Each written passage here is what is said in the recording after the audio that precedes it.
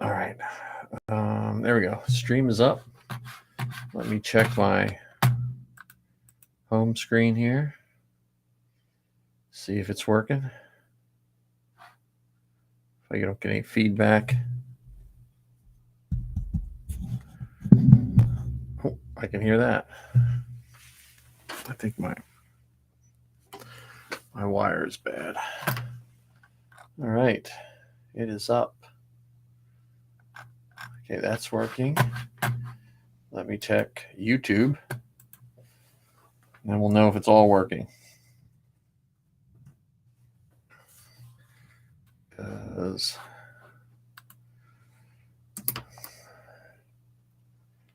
Jesse will return soon. Or, Jesus will return soon. Well, he might be stuck on TikTok, so.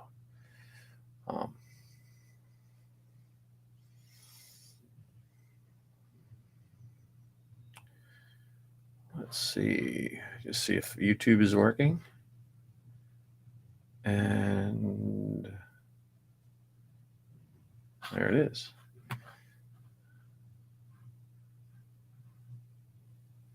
It is working. All right. Okay, so let me close that. We have 2 people watching, so we have more people watching than on. Is my sound okay? My headphones have a buzz in them, so, and my mic is, I don't know. My mic seems to be okay, but I have a buzz. Let me see if my levels. I can't see my levels. Hang on. Is my mic working? Oh, there we go. I only got one channel on my mic. That I don't like.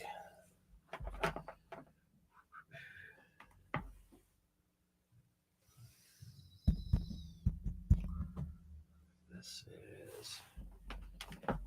mic. Why is that mic not on?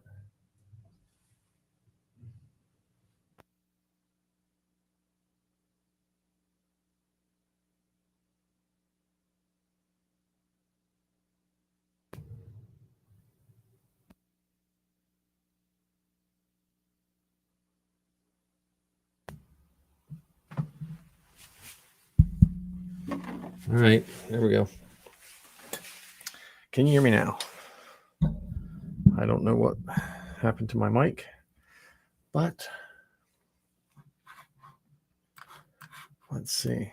Well, I got my restream up, and I have no guests and no other people. So either I sent the wrong link or everyone is still busy. So we're going to talk Andor.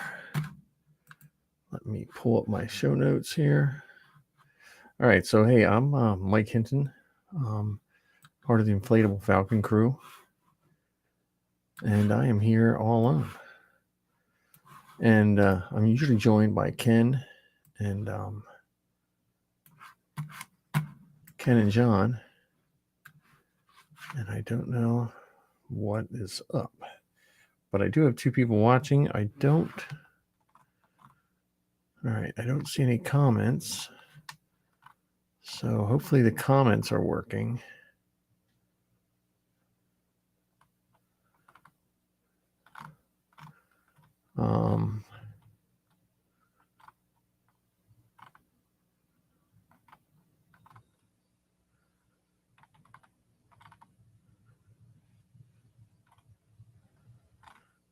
So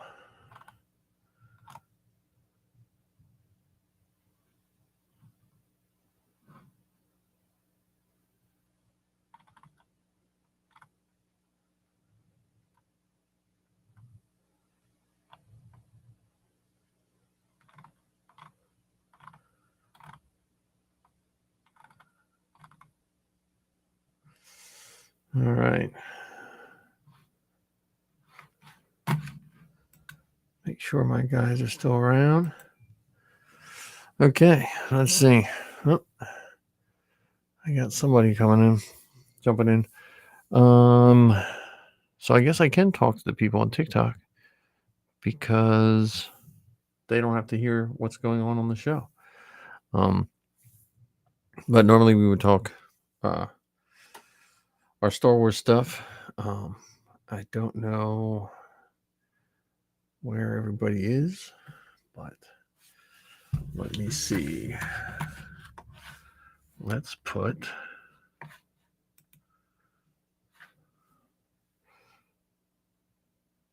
oh good. So Zoe,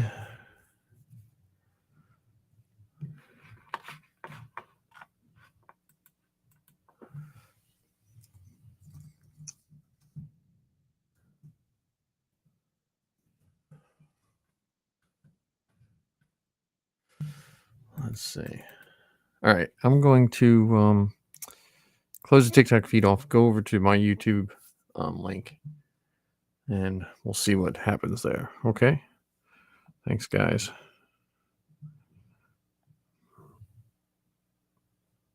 Come on. And now, there we go.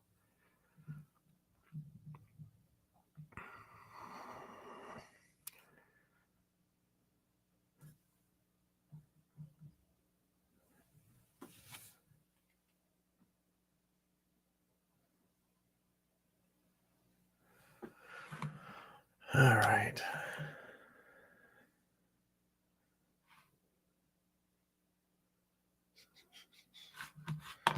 All right. Hey, Ark. I'm waiting for some people are supposed to hop on, and then I don't know. They're standing up like I stood them up here.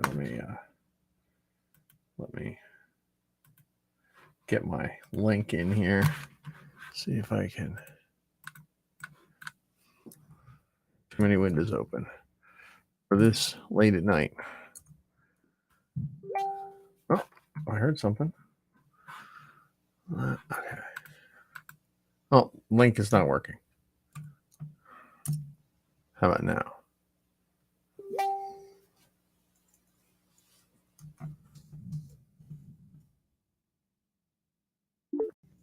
Oh, there we go. Hey, John. Howdy.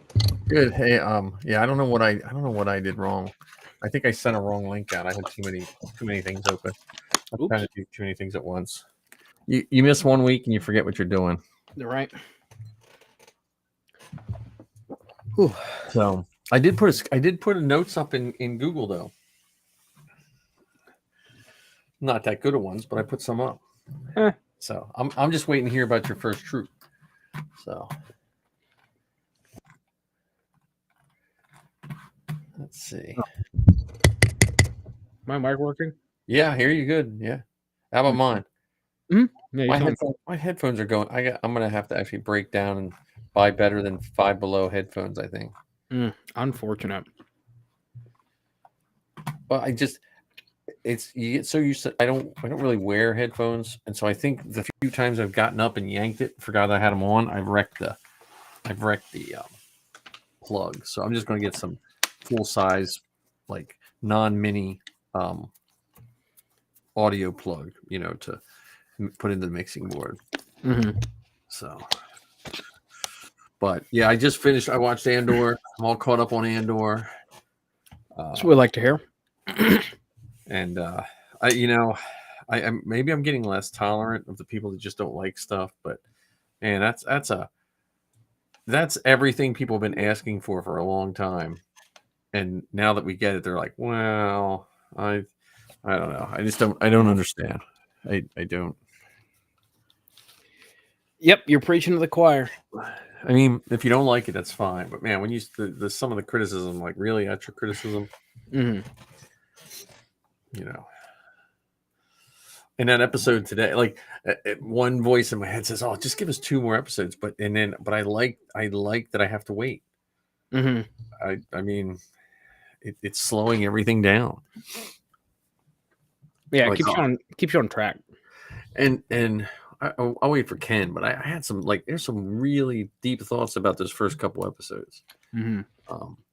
That hit me, kind of reminded me of a bunch of stuff, and I don't know how it is in Ohio, but I'll try to explain it when Ken hops on, see what his thought is, but I don't know.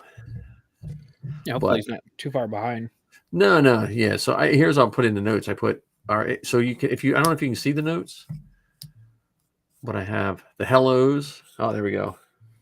Oh, Ken is here. It just I looked down. He wasn't even dressed up. He must have came straight from work. Mm. Oh, look at that. He's like, what kind of shirt is that, Ken? Is that like a? That looks like a. It looks like you're in the army or something. Oh, okay. Mm. I got it when Rogue One came out. Oh, nice. Has Cassian on the chest, and it's got the Rebel logo on the side, Nice. and Rogue One on the other side. Love it. So I did make an agenda, kind of, just to value our time. Because I'll tell you what, last week, I'm sorry about last week. It was just like, and I know it's like first world problems, but it was like everything. It was like job, home, everything. I just was like overwhelmed beyond, I was just like, I need sleep, I need, so, because I'm still running on that. Zoe's on West Coast time, so I'm still like staying up too late talking to her and then getting up too early, kind of thing. So I was just burnt. I was just like, I got home from work. It was a bad day at work. It was just a bad day overall. So Yeah, no worries. Those middle school kids will push your buttons. That's for sure. Yeah. Yeah, no kidding. There's no worse age group than 10 to 14. Yeah, I like them, but man, when they're just not having a good day, man, it's hard to survive it. But Right. But anyway, so I got the hellos, the troops and trooping. I don't know if we had a cool name for that yet. Our costume corner. News. I didn't know if we really. There's so much news and so many people were reporting it. And then some Andor, and then the bucket list on what's going on the best car bucket. And then I was thinking of I was trying to think of a name for it, but I still think we should at the end talk about any podcast we listen to, Star Wars or not, So, and we brought in from the West Coast, Zoe. Howdy. Star Wars Geek Girl fame. So Hey, how are you, kiddo? Good. now, did you podcast tonight, or Lizzie couldn't do it? No, come up. Wait a minute, she what now? Oh, something came up. Those chefs are very temperamental, aren't they? I Zoe, you have the wonderful California connection that we had to deal with when you were podcasting with Lizzie. Oh my gosh. Chrome wasn't loading. Wasn't YouTube earlier? Like. Yeah, see, we're getting like half your voice. We'll get there. It'll catch Someday up. we'll figure all this out. No, I think it's the LA area. I really do. It's What, you think it's caught in the smog or something? I don't know. Me and Zoe dealt with this when she first started podcasting with Lizzie. Like it was just like one night, and it was like levels were different and internet was. It was just. I'm having flashbacks of Zoe's first year podcasting. Yikes. Do you hear us okay, Zoe? I think she's frozen. She's frozen, or she's just standing really still. It's the tickers throwing me off because I'm like, oh, it looks like it's working. Yeah, Oh, there she blink is. once for yes and twice for no. Yeah, I think you keep freezing up on us, Zoe. This is what happens when you don't go to Magic Jump. Right? Yeah, they're going to beg you to go to Magic Jump. That's where you need something to go. That's where it all comes together. You could be interning for Star Wars Magic Jump. You could be the J.J. Abrams of Magic Jump. She's frozen. Yeah. All right. Well, we'll wait till Zoe. We won't wait till she unfreezes, but we'll talk and hopefully she'll unfreeze. With this in mind, I got a silly question to ask for tonight. So I'm gonna guess we're gonna spend time talking about this new show that's come out. How deep are we gonna go? Are we gonna go through all 4 episodes, the first 3 episodes? I don't know. I have a lot of comments on the first couple episodes that are probably different than what you might think. So do you want to stick with the first three, the first arc? Yeah, that's fine. I after watching the first three, I understand why they released the first three instead of releasing like one or two. Like for us, it wouldn't have mattered. Like they could have released one and we would have been fine, right? Yeah, I think so. I would still be there week after week after week, Yeah. picking up what they're putting down. Yeah. Yeah, I think Ken, I think we talked about it last week. I think yes, while we would have been fine with just one, I think the story makes more sense with all three. Right. I think it gives you a much clearer picture for the first, for where the story is and where it's going to go if you get all three at once. Yeah. See, one of the things I really like about what Disney has done, separate from these 3 episodes being bunched together, I like how they have made it week to week to week. Yes. Whether we're talking about She-Hulk, whether we're talking about the Book of Boba Fett, or now we're talking about Andor, I think that delivery system provides so much more space to talk about things in between, to make connections between it and what may come, between it and what has come, instead of the Netflix way where you get a whole season all at once, Yeah. and you sit there and binge watch it, and you don't pick up on the stuff and or see what I did. Yeah. And or you don't get a chance to watch it again to pick up more, because that's what we do anyway with these things. I mean, even when this stuff comes out on theaters, and I know I've joked with you guys before, but when Disney bought them and they started doing the sequel trilogies and Solo and Rogue One, even on opening night, I bought 2 sets of tickets. Yeah. Once for a show with the family, and then the immediate showing right afterwards, so I could watch it by myself and just pay attention to some of those things. So, I'm gonna consume it, devour it, absorb it in different ways than a whole Netflix season all at one time. I think you lose stuff when like I know like Stranger Things. I'm not like a super fan of Stranger Things, but we watched the whole first season when it first came out. We just like binge watched it over like a weekend or so, and I don't remember half of it. And it was such a giant movement of doing it all at once. I never wanted to go back. Mm-hmm. Like it, you know what I mean? Because I don't know what I missed. Yeah, I'm with you on that. That's for sure. So, well, before we talk Andor, let's try our schedule. See how this works. My headphones are really acting up. Well, then that means. All right, so that means we go to Hellos. We talk about trooping, because I know once we get done Andor, we're going to miss out on what I've been looking forward to next. Almost second to Andor is hearing about John's troop. Talk a little bit about what we're building, and then we'll go straight into Andor. How's that? I'm surprised that you put John's troop second to Andor and not first, because we've been talking about that for months. No, his troop is right after Hellos. Oh no, I mean in terms of importance. Yeah, well, like I've been looking forward to hearing about John's first troop even more so than Andor, because I know that Andor is going to be awesome. That's what we put that because I'm just saying Andor's is a slightly more content. Maybe not. We might not get to Andor. It might just be John Dor. I don't think so. I hope not. Hodor? Hang on. Hodor. There we go. Now I can hear in one ear. I don't know what's wrong with this thing. All right, John. I have not trooped. So I have no trooping news. But just to lead in, so Ken, have you trooped since we last talked? No, I have not. All right, John. So no troop time for Ken. Just walk us through it as a newbie. All right. Well, I have pictures to accompany. Good. It's show and tell time. I think that's it. Okay.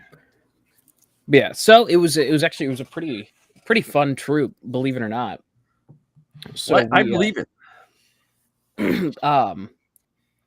The only disappointing thing is it was an adult function, so you didn't have that like the feeling of like kids running up to you. Oh, okay.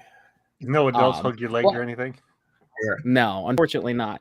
However, I did get attacked, not in the way you'd think though. So you know the song "The Locomotion." Yes. Do the locomotion. Yes. Yeah. So that was going on, It's and Ken's like, ringtone. When Mike calls me,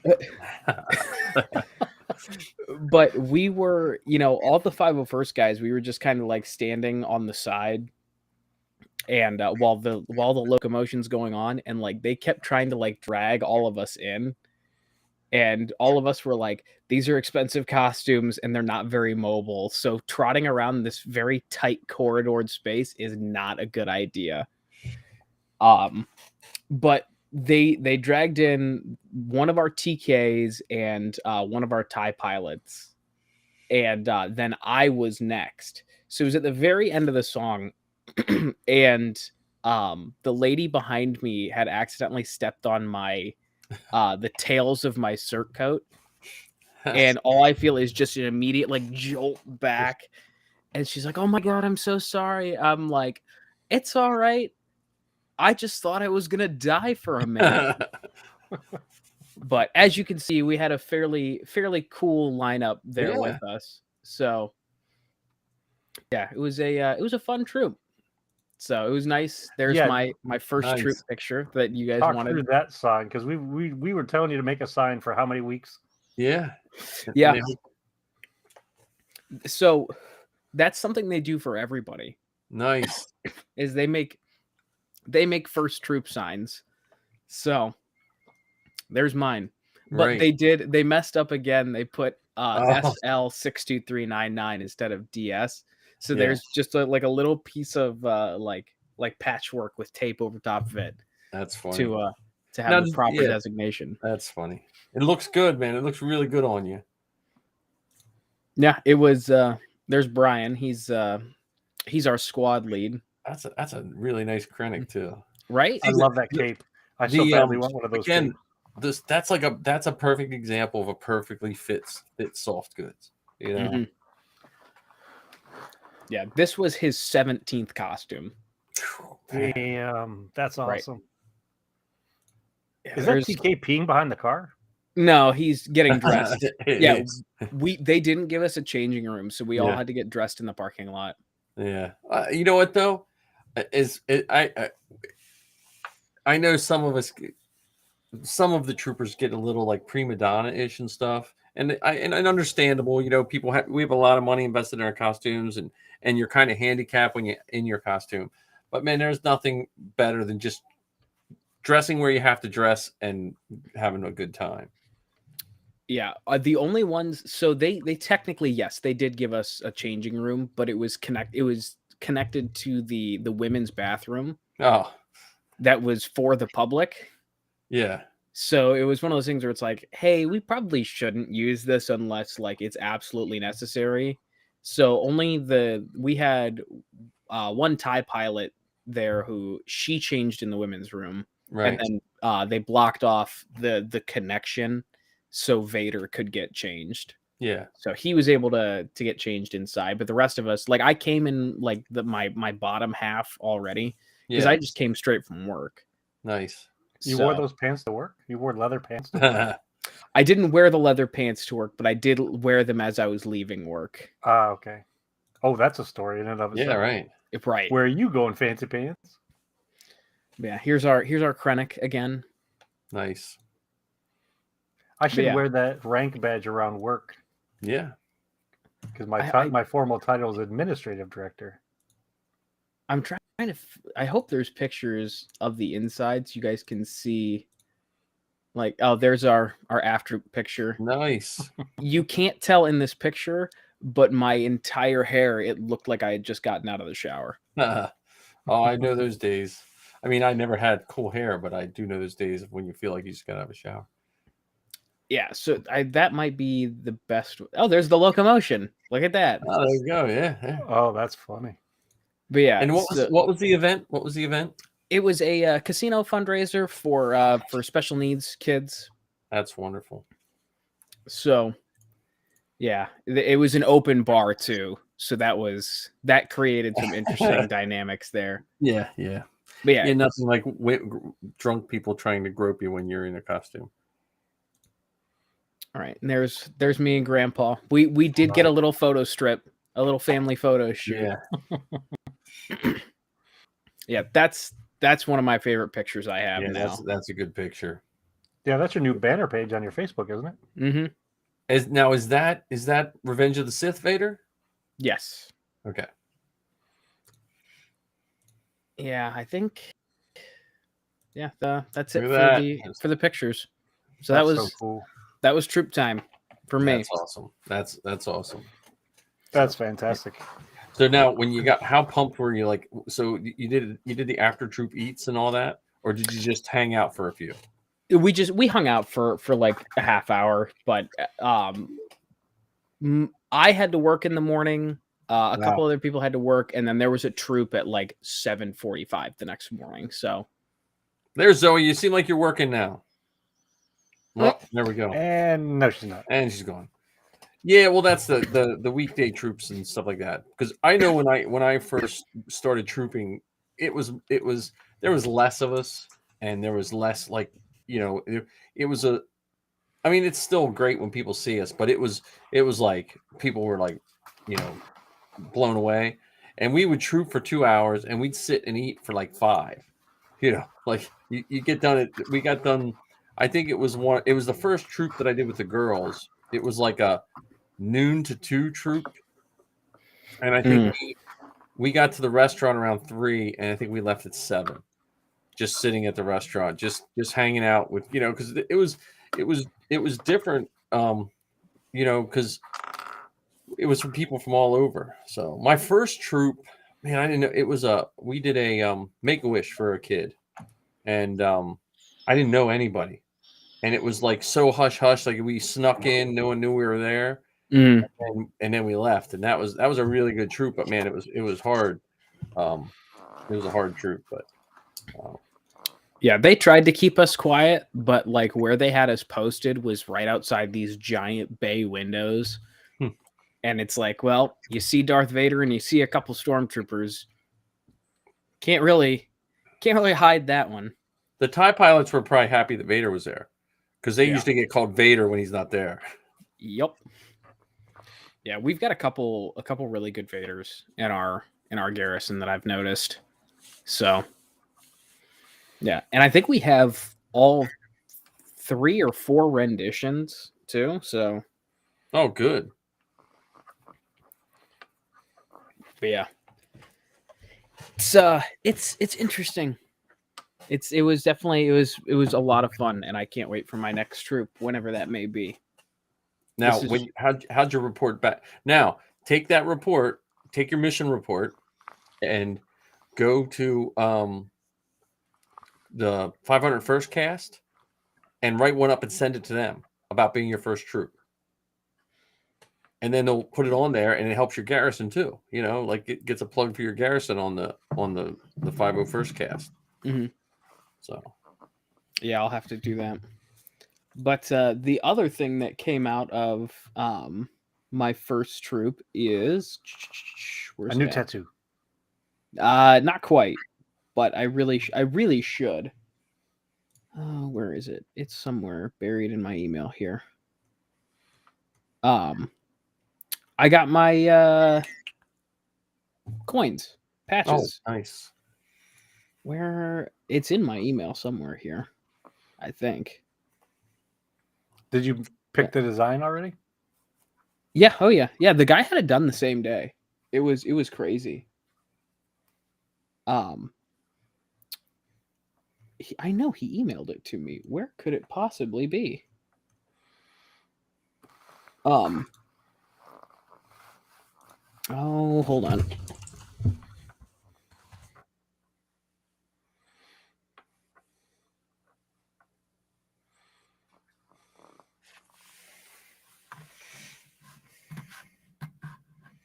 Yeah, and I have a wedding troop coming up late the week before Halloween, I believe. I have a wedding troop. Aaron Scare's up. I know Marty's going and Dan are going to Aaron Scare. I That's the cannot day go we're to- driving to Florida, so we Yeah, can't that's go. what you're saying. And so I cannot go to Aaron Scare because it's just usually it's a week before this, but it's the week right before Halloween, and I just can't. It won't work for me. Yeah, my uncle's getting married that Uh, weekend, so I was No, also no, out. just dress up in Kylo when you go there. I still think you're Well, it's black tie, isn't it? your out of Yeah. costume should be what's his face? Oh, Matt. there's your you should be the guy from Undercover Boss, the radar technician, Matt. Yeah. That's just that's really nice. You need like a full back on a jacket patch, like the big with a 12-inch patch of that. Mm-hmm. Yeah, I honestly, God, I thought about it. I need a little bit of extra money, but Yeah. as soon as I run into some extra cash, I'm gonna get coins and patches drawn up. Nice. So yeah, and I chose the I will finish what you started for the Arabesh Very nice. on the side. So I'm in deep now. Yep. I'm sorry. Now, now when you reported back home, what did your dad think? He was half asleep, so Oh, okay. didn't have much to say, but I showed him all the pictures and all the goodies the next day. So Now, how many Yeah. handlers did you have? That's a pretty personal question, don't you think?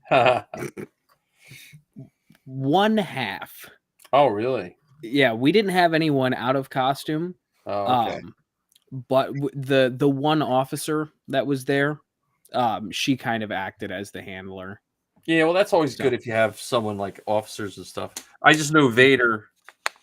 I know the Vaders can tend to need a little extra, just someone watching their back.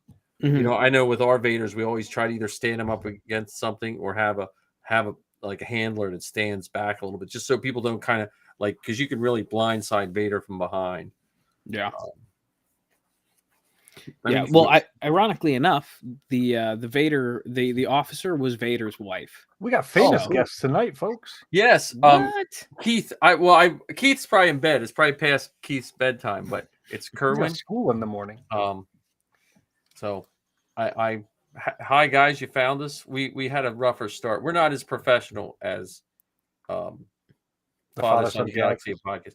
That is an awesome podcast for all kinds of stuff. Star Wars, Marvel. That was on my list of podcasts to listen to at the end of the show when we do our list of podcasts.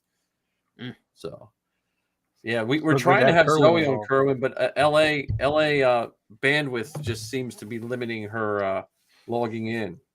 So, and we're talking about John's first troop. I know Keith and Kerwin and the whole family was at an event with Karita was there not too terribly long ago.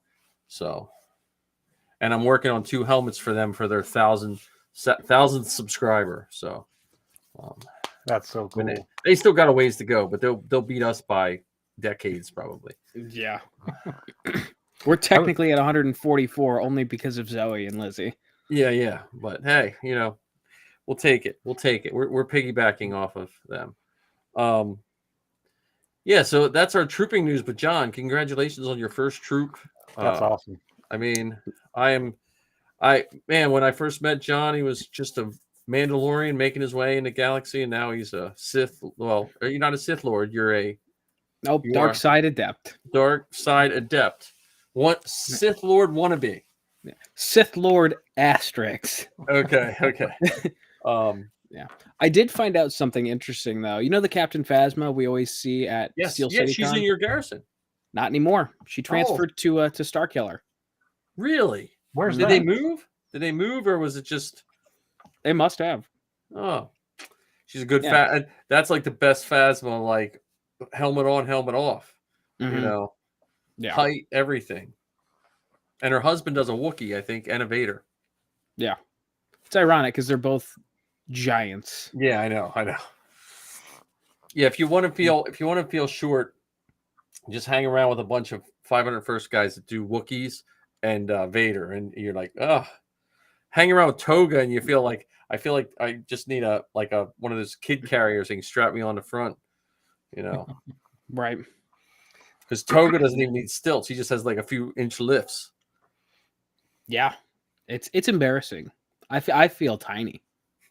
Well, it's funny that you mentioned kid carrier because one of our other segments is what we're building. Yes. And I'm in the process of building a kid carrier that's painted like a candy corn. Because at work we have this thing every month. Our leadership team does some sort of special treat for the employees in the building, and we call it Thankful Thursdays. So one Thursday out of, like, for instance, a couple weeks ago, we had the Mr. Softy ice cream truck come in and give out free ice cream to the staff. And for the month of October, we're going to have a cupcake truck come. Nice. And I'm working up to talk to the leadership team to let us dress in costume to give out cupcakes because it'll be close to Halloween. And I'm building a carrier for Grogu that I can wear with Kennex, and it'll be painted orange, yellow, and white to look like a candy corn. And I'll hold on one second. Yeah. Speaking of Halloween, whenever Ken is back and finished, I need your guys' assistance with trying to get a Halloween costume decided upon. Oh, there you go. Oh my god, I love him. So we bought some baby clothes for our Grogu, and so he'll be on my chest in the candy corn child carrier. Well, I realize we have 5 of those Grogus floating around our house. I don't know how, but we have 5 of those things floating around our house. I have 3. Yeah, so We have 3. I'm like, I was upstairs. I was like, wait a minute, did someone take it out of here? Because I'm like, because we have one like sitting. I don't know if you can see him. My mic's in the way. A little bit, yeah. Yeah, There we are. you can see him. And I'm like, nope, I guess he's another one. And then there's one upstairs, so that's funny. Well, you shouldn't put them too close together because they'll make more of them when you're not in the room. Oh, and don't get them wet after midnight. Is that what you're telling me? Yeah, don't feed them. That's funny. No, that's cool. So here, well, we'll keep doing what we're building. So I'm still working on my Vader. I have a couple projects in the works. I'm working on that archway, which is testing my building skills. Sanity. And, yeah, I think I can sand it now. I've probably used 10 times more spackling than I need to, but I think I was going to sand it yesterday and I just didn't feel like dealing with the dust. But I also made Zoe a new set of leg flares. So I don't know if you guys saw the pictures I posted up, because I made them out of like milk jugs, and I don't know. I made her a whole new set of Sabine leg flares that have, because Sabine, the Mandalorian CRL says you have to have 18 leg flares per leg, and hers only had 8. Does she have enough legs for 18 leg flares? Well, they had to be 1.75, I forget what it was, inches from center to center or something. Like it was, I was like doing some crazy math. Like I was like, okay, there's 16 inches around, because I had her measure the old ones, and then I had to cut strips out of the stuff you put in your windshield washer fluid, windshield washer fluid gallon bar, because I think they're about 18 inches around.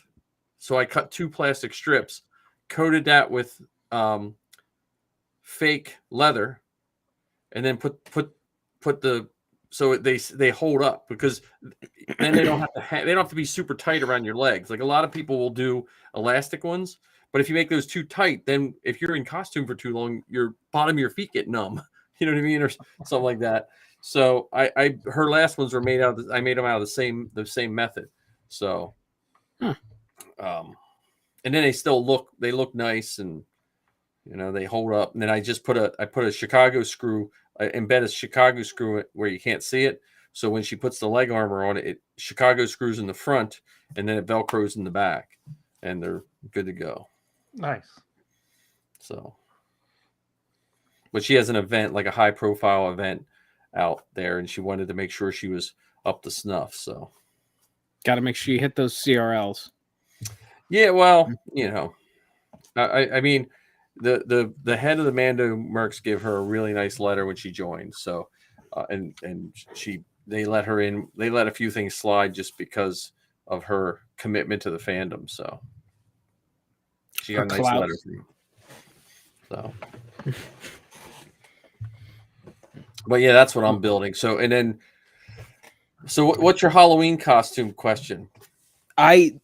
So for work, the entire weekend leading up to Halloween, being Thursday to Monday, we are allowed to dress up at work, and like that's leadership all the way down. Yeah.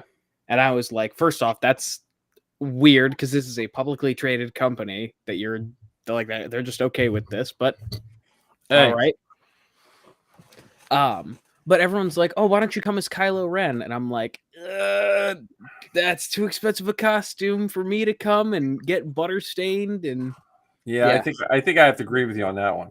yeah, Kylo's staying at home for that one. They're like, well, you've got the Mandalorian. And I'm like, yeah, but this building is so hot that it would, like, I've walked around conventions with it on, but first off, again don't want to get that because I worked a lot on that costume that I don't want to get butter or oil or anything on it. And B, I'm not as mobile as I have to be. Yeah. Even being a supervisor, like I still have to be able to maneuver around.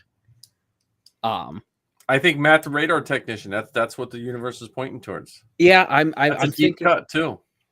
Yeah, Matt I might have to order a blonde wig and some Jeffrey Dahmer glasses and an orange vest. And is it a Belgian? I think it's a Belgian ammo tack vest. The exact one. Hang on, let me see if I can find it. I just saw them for like $60. Still waiting for the CRLs to open up for that.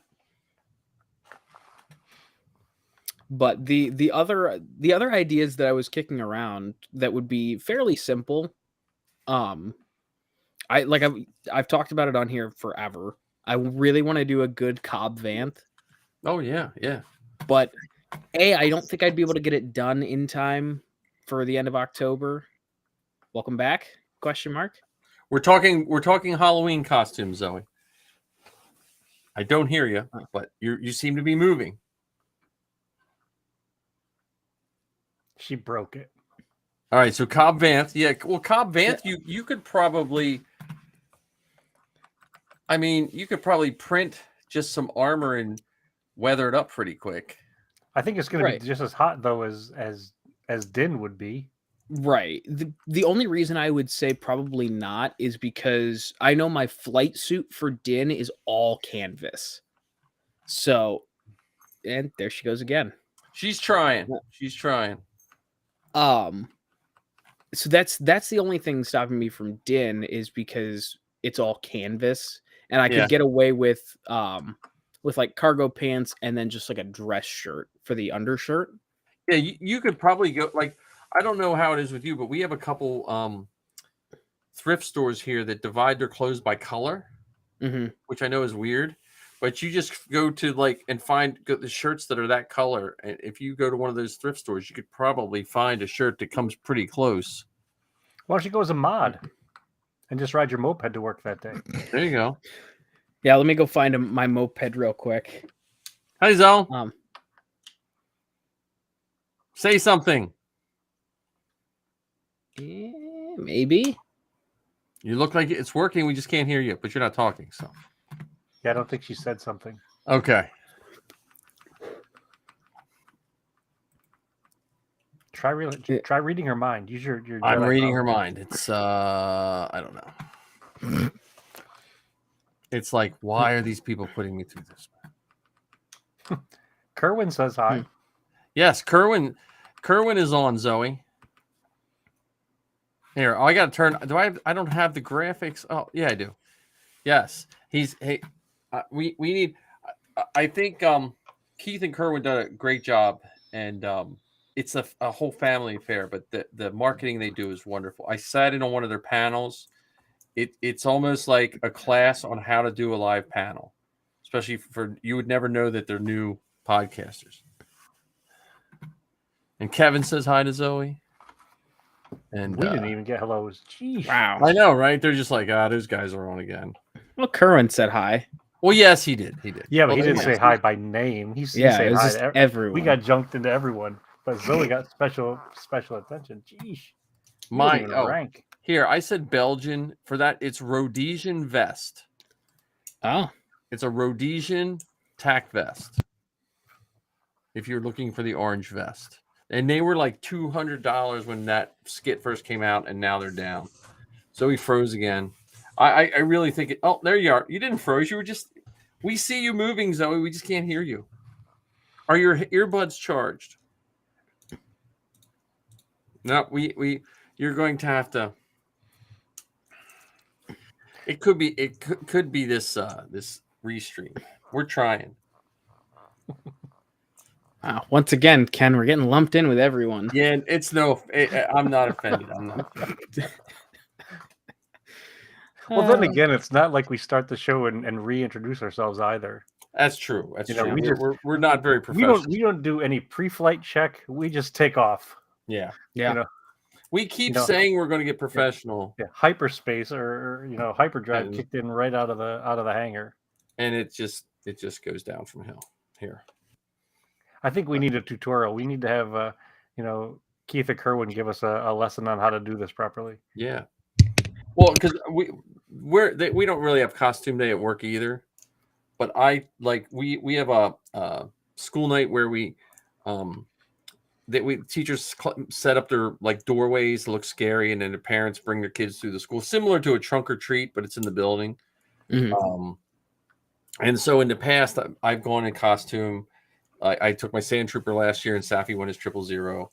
I don't know if I'm doing it this year because they haven't put a date down, and I know what's going to happen. It's going to be like the Thursday before. Hey, can you and it's it just depends. Let's see, Zoe, we see you.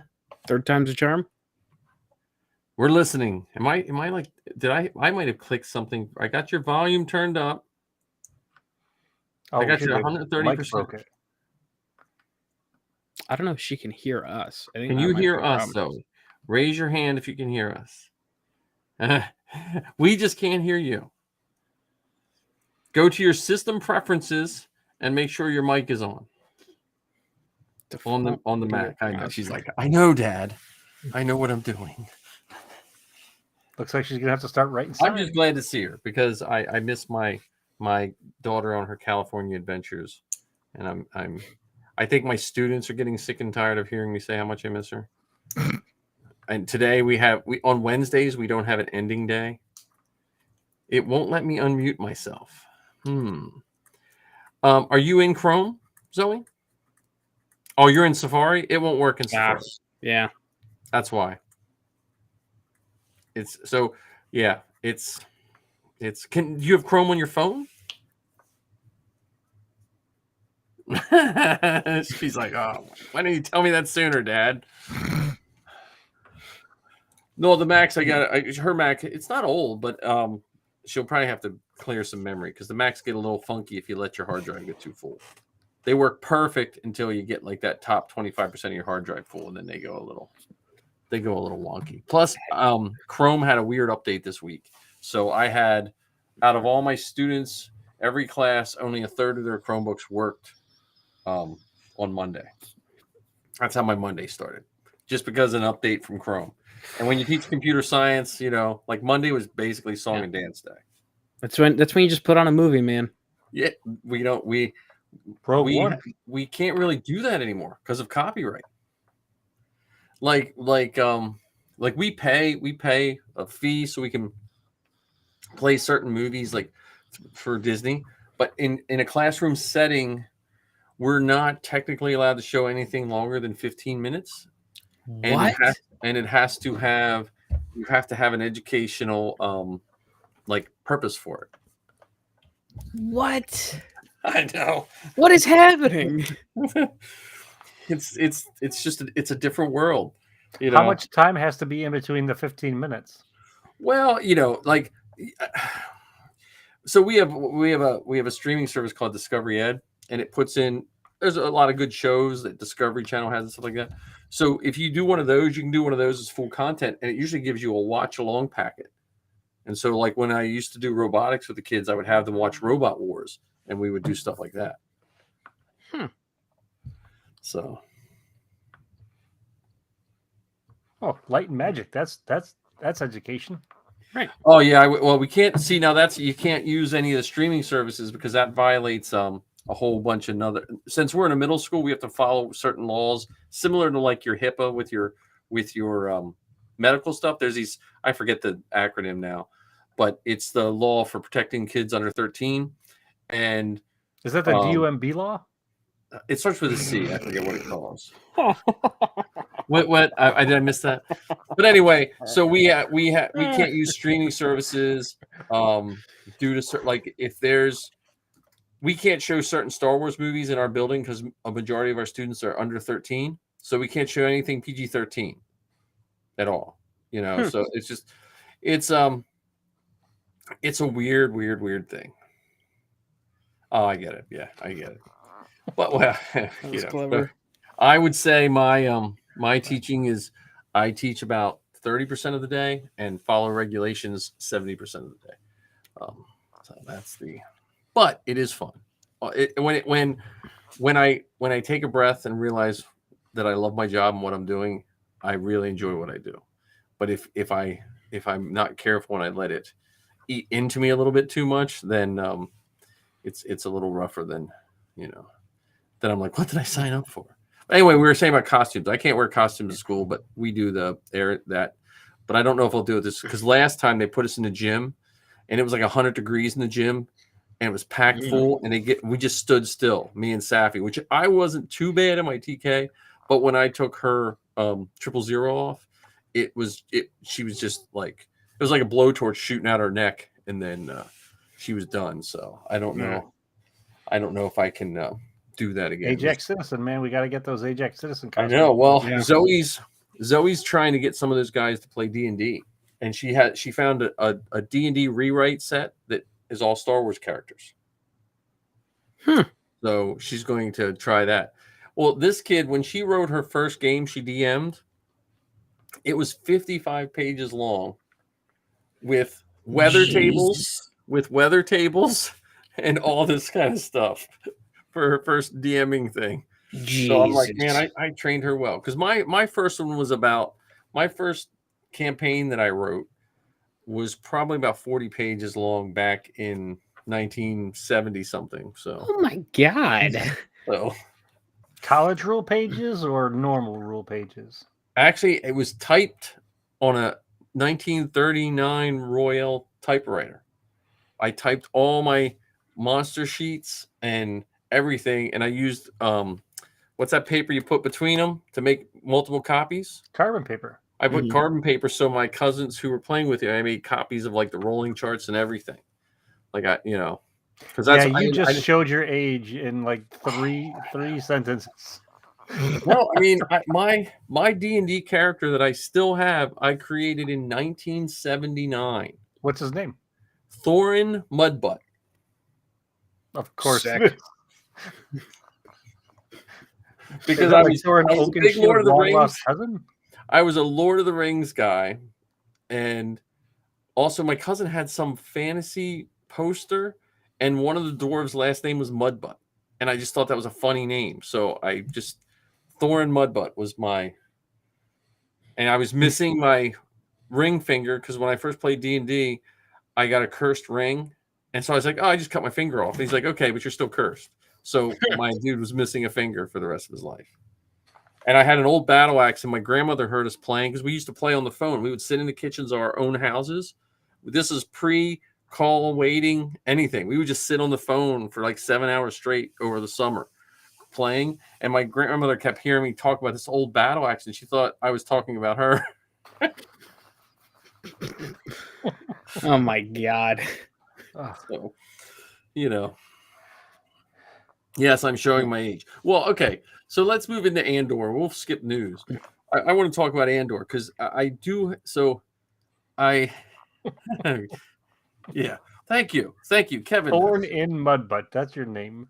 Huh? So You say Thorin or Thorn? Thorin, like Thorin. Thorin Oakenshield from Lord of the Rings. Mine was Thorin Mudbutt. And I liked the Rankin Bass drawing. I had the Hobbit record book. The Hobbit record book. Okay. I don't know where it is now, but I always liked that Rankin Bass style Hobbit and Rankin Bass style drawing. And I don't think the Hobbit cartoon was slightly different than when they did the live action, because the Gollum was different. The Gollum in the Hobbit was more amphibian looking, had big bulgy eyes and stuff like that. Yeah, like Frog-esque. Yeah, and the Hobbit in the Lord of the Rings animation, the Gollum looked more, cursed Hobbit look. I don't know. But anyway, so when I was watching Andor, I'll give you the overview of what is. I haven't been able to tell anyone this. I was waiting to tell you guys. So the guy with the hammers is what kind of set me, the hammers and the gloves. So if you're listening to this podcast and you haven't watched Andor, I'm sorry, we're probably going to spoil something for you. So, you should not be wasting time watching us. You should be watching Andor if you're worried about being spoiled. If you want a spoiler-free review of the first 3 episodes from Ken and I, the latest episode of the Beskar Bucket does cover it. Yes. Another top-notch podcast. It's we go right up there with Father Son Galaxy podcast, then go Beskar Bucket. All right, another top-notch. Anyway, shameless plug. And I'm envious and angry at all of you, because I wish Anchor existed when we first started doing Zoe's podcast, because I switched her whole thing over to Anchor, and I was like, this is so easy, because it was such a nightmare. It'll be 7 years this in October 2015 when they started her podcast, and it was a nightmare. Like, every step of the way was it was either work or tons of money or both. And I've been paying, like, I don't know how much to SoundCloud for all these years, and I can't believe how easy it was. I was like, and that was by far the funniest Anchor commercial I've ever listened to. Yes.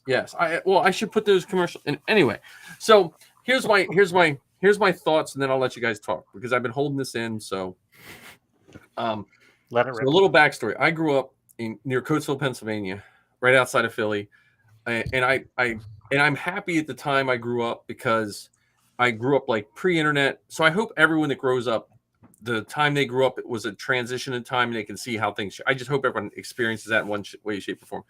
But Lucan Steel was a steel mill in Coatesville, Pennsylvania, and it basically, I was at the tail end of it when I grew up. I'm the first generation in my house that didn't work at the steel mill. Everyone else did. My uncles, aunts, everybody somehow worked. Missy's father worked in the steel mill, same steel mill.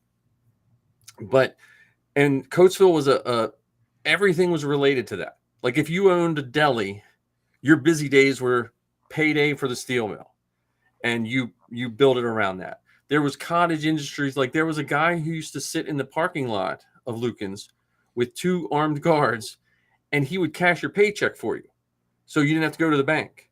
And his fee was he would keep the change. So if you got, in 37 cents, he kept the 37 cents. But you had thousands of guys cashing their paycheck, because either they didn't want their, like, they might have had. I'm not saying this is right, but that was like, if you had alimony due or you owed someone money, you could get your cash. The bars were open around when the shifts changed. All this, there was a company store. There was Lucan Steel basically spanned out through the whole city. Like, when we used to hunt, we used to go practice shooting guns in the smoke fields.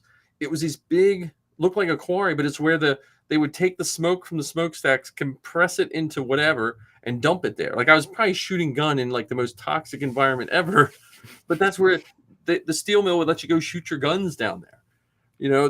They had their own fire department. They had their own police department. They had their own railroad, all through this. And so when I saw that, and the guy was ringing those hammers, and it was like that whole city was built on this industrial complex. And when I saw that, it reminded me of all the good and bad about that.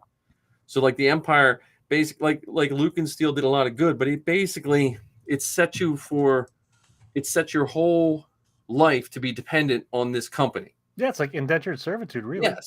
Yes, and when the And guy what said, kid "Well, doesn't want to know about indentured servitude? Like right, that's a kid show waiting to be made. yeah," Oh wait, it Mhm. is made. Sorry. and that's what it showed, that part of the empire where, because people used to joke around when they'd watch Star Wars, they're like, "Well, look, the people on Tatooine don't look oppressed; they just, they're like living their lives," but it shows that level of complexity. Not only then you brush on all the racist and racism that they were trying to show in Andor, and it just seems like they seem to get a lot of that stuff right. They world built that thing so quickly, like to show you what was going on. I felt, I don't know. So that was it. Just hit me. It was like reminiscent. The set. I mean, I know that a lot of them probably aren't sets. I think they're like they did Oh them no, out. that You know. Ferrix? That's a 7-block city. Yeah. They built 7 blocks of Ferrix. The actress who played Bix was on an interview that I listened to recently, and she was saying that you could go into a restaurant or you could go into one of the homes and open a cabinet or open a drawer, and the stuff was in there that you'd expect to find in there. So silverware or Yeah. cups or whatever. They build 7 city blocks of Ferrix. And I just thought that, and I thought the flashbacks to me were cool, like the pre-Empire flashback, like when it was the that ship was not the Empire. What was the pre? It was the Separatist. That Separatist ship that Andor's people. Well, that was Republic times then. Mhm. Pre-Empire would be the Republic. Right, but I mean that was a separate. They had Separatist markings, I believe, on them. Yeah, Yes. you know what I mean. So it was kind of, it was just showing that these people were being exploited before the Empire even got there. Because all the the indigenous people, it looked like they were all kids. There was no adults left, so something happened to all their adults. But a lot of their clothes looked like scavenged work clothes. And that was just. And then if you looked at the industrial people working on that planet where Andor was, they were wearing kind of the same clothing. Like it's just this intertwined. And then it made me think back to Canto Bight.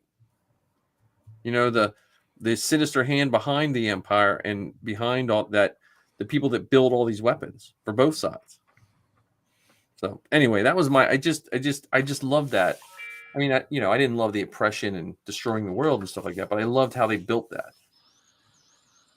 And Andor has to apparently kill someone the first 6 minutes we meet him in anything, right? So that Yeah. that I'm interested. I'm interested to explore that piece with you guys for a little bit. So, we're led to believe, or we've come to see Cassian as this protagonist. So, with that in mind, would you say he's a good guy, or would you say he's a bad guy? Specifically, where we're at right now in the series.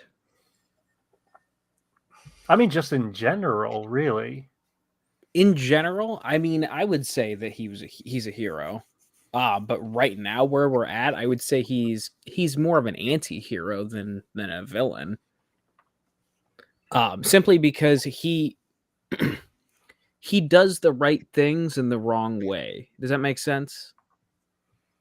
Right. Well, and I think Lizzie and Zoe were talking on their podcast, and Lizzie said something, and I think Zoe and her kind of worked it out eventually. They were talking about the guy with the blue eyes, the cop guy, the guy who he just wanted to find out what really happened to the two guys, right? Okay. And so Lizzie was saying, and Zoe, they kind of got it. They eventually came up with, he was doing things for the right reason, but he was built into a system that was wrong. You mean Cyril? The guy who worked for the corporate security? Yeah. So he wanted to find out who killed those two guys. But the system in itself was unjust and xenophobic and exploitive, however you want to, whatever you want to put it. I think they painted the picture of basically those guys were like the Pinkertons of old. Like if you read your history books at the turn of the 18th or the 19th century, 19th, 20th century, the Pinkertons were like an invisible arm of whatever company had the most money. and they would, be used to break strikes or whatever they had to do. These guys seem like the same thing, this corporate security. It doesn't mean that guy was bad, but the system he was in, there's nothing he could do was good. And so I also think Andor is kind of in the same, the flip side of that. Andor is fighting. He's on I think he gets there. I think he gets to that place.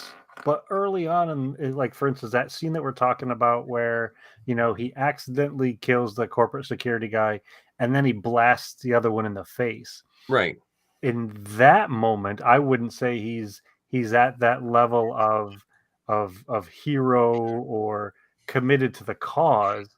Right. I think he was in a tough spot and made a very rash decision. Right.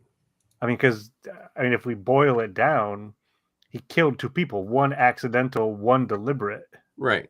Mm-hmm. But I was wondering when that happened at first, and I was wondering, is that one of those things where that was basically his only way to get out of it? No, that other security guard was giving him an option. I understand that, but I'm saying, like, I think the world they painted him in, would he have been believed? Yeah, we don't know, but either way, we have to acknowledge that he did have choices. Yeah. In fact, that other guy was even invested in the lie that would have had to have been displayed for that plan to work. And lies is such a huge theme in all 4 of the episodes that have come out so much, even to the point, and this was probably one of my favorite part of all 4 episodes, when Cassian asked his droid to lie, and his droid said, I have to have enough energy to lie. And then when Cassian asked him to do, he said, wait a minute, that's 2 lies. So even droids know what lies are, what untruths are. And from a droid's perspective, it takes more energy to lie than it does to tell the truth. Yeah. Because that corporate security officer, part of his story was real. You didn't mean to kill him. I mean, Cassian didn't intentionally, kill that first guy. It was reflex. It was, it was protection of self, and that guy died. And then the second one, he just shot point blank in the face with a blaster. Well, it looked like the corporate people, they don't like messes. Like, chances are, if he wouldn't have killed that guy, the corporate people probably would have killed them both and just said it was an accident. Mm-hmm. I mean, because it seemed like they were like, okay, what can we do, which is the easiest way to sweep this under the rug? Because you see what happened. The Empire is taking over their stuff. Well, and that's what the middle guy wanted to make sure didn't happen. That's what got Cyril into the mix. Yep. Because even he came up with another lie. Yeah. He came up with that wonderful fabrication of, they were in the wrong place at the wrong time, and that sort of stuff, which to a certain degree wasn't necessarily really wrong. It's just they didn't investigate it to really find out what happened. So it's very interesting how you see so many people, so many characters, even all the way up to the ones that we would say up until this point are pretty noble, caught in lies, deliberately lying. It's quite remarkable the level and layers of fakeness, phoniness for survival or self-preservation or even for advancement. Well, and it also seems the Empire is, and you saw this in Rebels. They're so rigid that the only way to get promoted is to take a chance. But you're usually, if you kind of have to undermine the person above you, like when Thrawn had them all somewhat surrounded, the other guys try, well, look, I'm gonna just jump in here real quick, and then they mess everything up.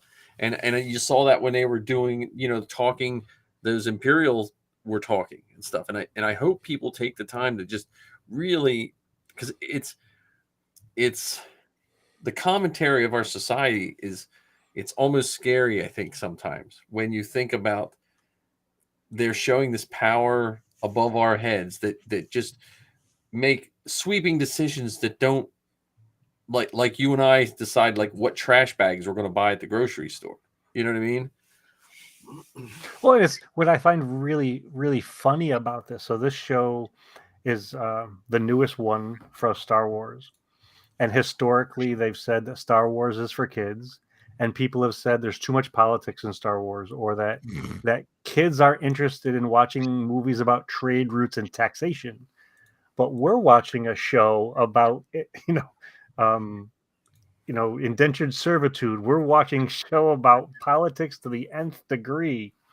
Yep. And we as adults are eating it up, and well, many of us, some of us are truly loving all the stuff that's showing up on that screen. Mm-hmm. Yeah. Well, you know what's neat about it is, and it's probably more of a commentary on our society. If you look at the post World War II movies, right? Every military guy was a GI Joe, clean cut, killed the bad guys, saved the day. You know what I mean? Like that type. And then you had, I don't know what the first one, but I'm thinking of like movies like Kelly's Heroes, or you know what I mean? When we started getting into the Vietnam era, the World War II movies started changing to a Vietnam-esque movie. Does that make sense? Oh yeah. And we started to get a slightly more gritty, and then it slowly goes. And now there's that. We understand that not all good guys are always good, and not all bad guys are always bad, and it puts a deeper level. Yeah, But the grayness in the morality. Yeah. Well, and it shows. Like I always think of Star Wars. When I watched Rogue One the first time, one of the things I took away from it was, if you watch Rogue One, literally a week later, or in whatever I don't know the exact timeline, Luke and Han get medals, and those people that got the plans are forgotten.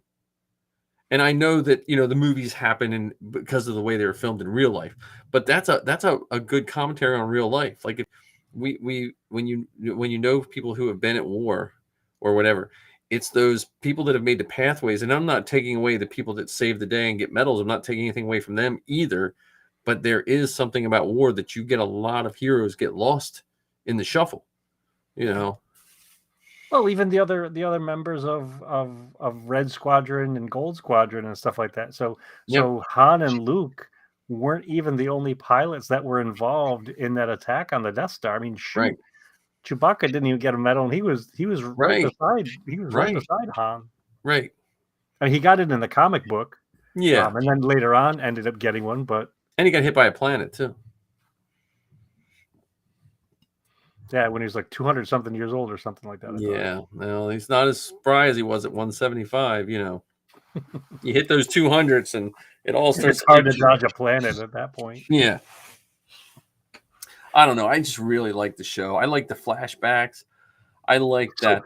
Let's talk about the flashbacks for a second. What are your thoughts on the way they're using flashbacks, which is different than they did in Book of Boba Fett, different than they did in The Mandalorian, and different than they've done in any other thing? Because prior to some of those shows, they were typically just flash forwards.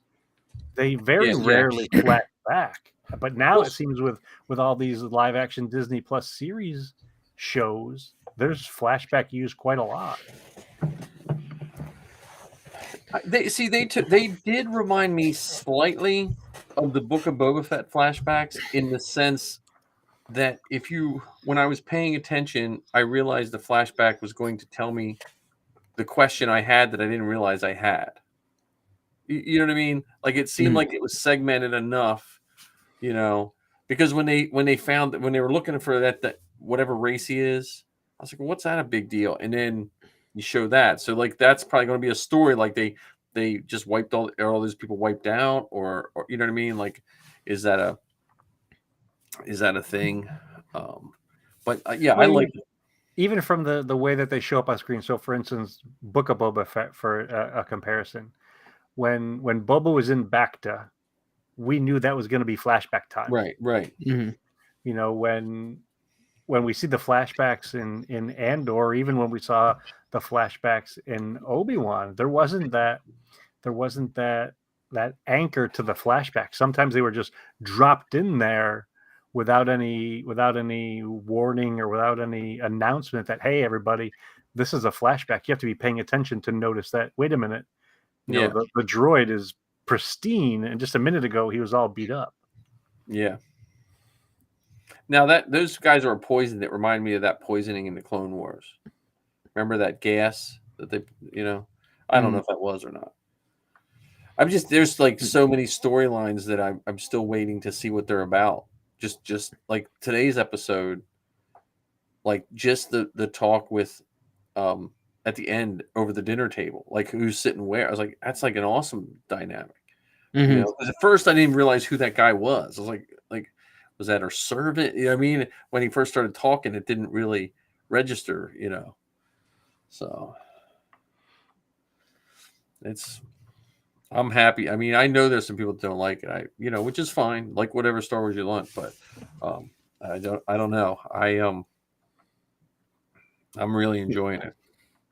I don't see how this is the one that you wouldn't like. Like out of everything, Yeah.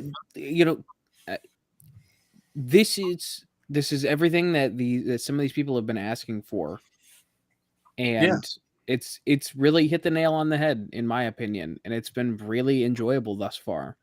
I wish everyone would fill out a spreadsheet of what they like and dislike, so they can actually see that they're contradicting themselves sometime.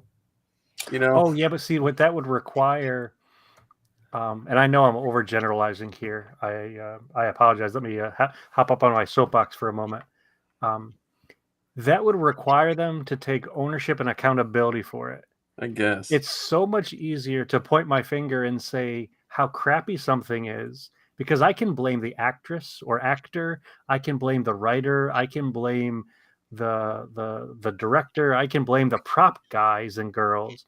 But if I made that Excel spreadsheet, then I would have to acknowledge my opinions, I would have to acknowledge my choices, I would have to acknowledge my responsibility in that. And I don't think the folks who are slinging crap around about any of these shows would be willing to do that.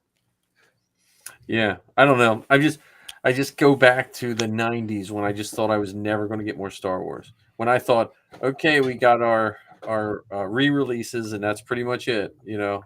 When you thought that the only fights with Star Wars was who shot first,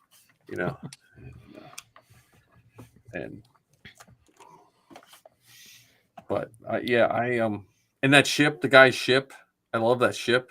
Mhm. It reminds me of like a Billy Mitchell bomber. I forget what the real name of him is.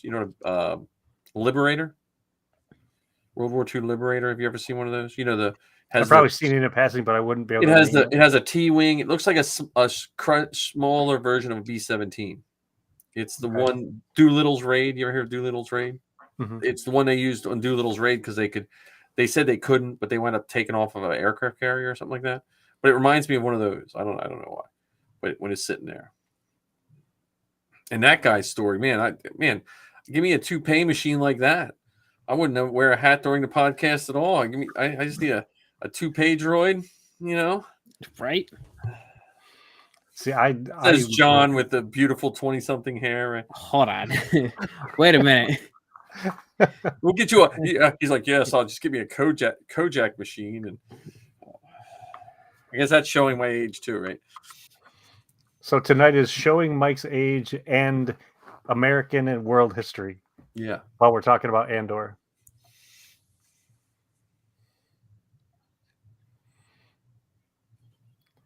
So yes.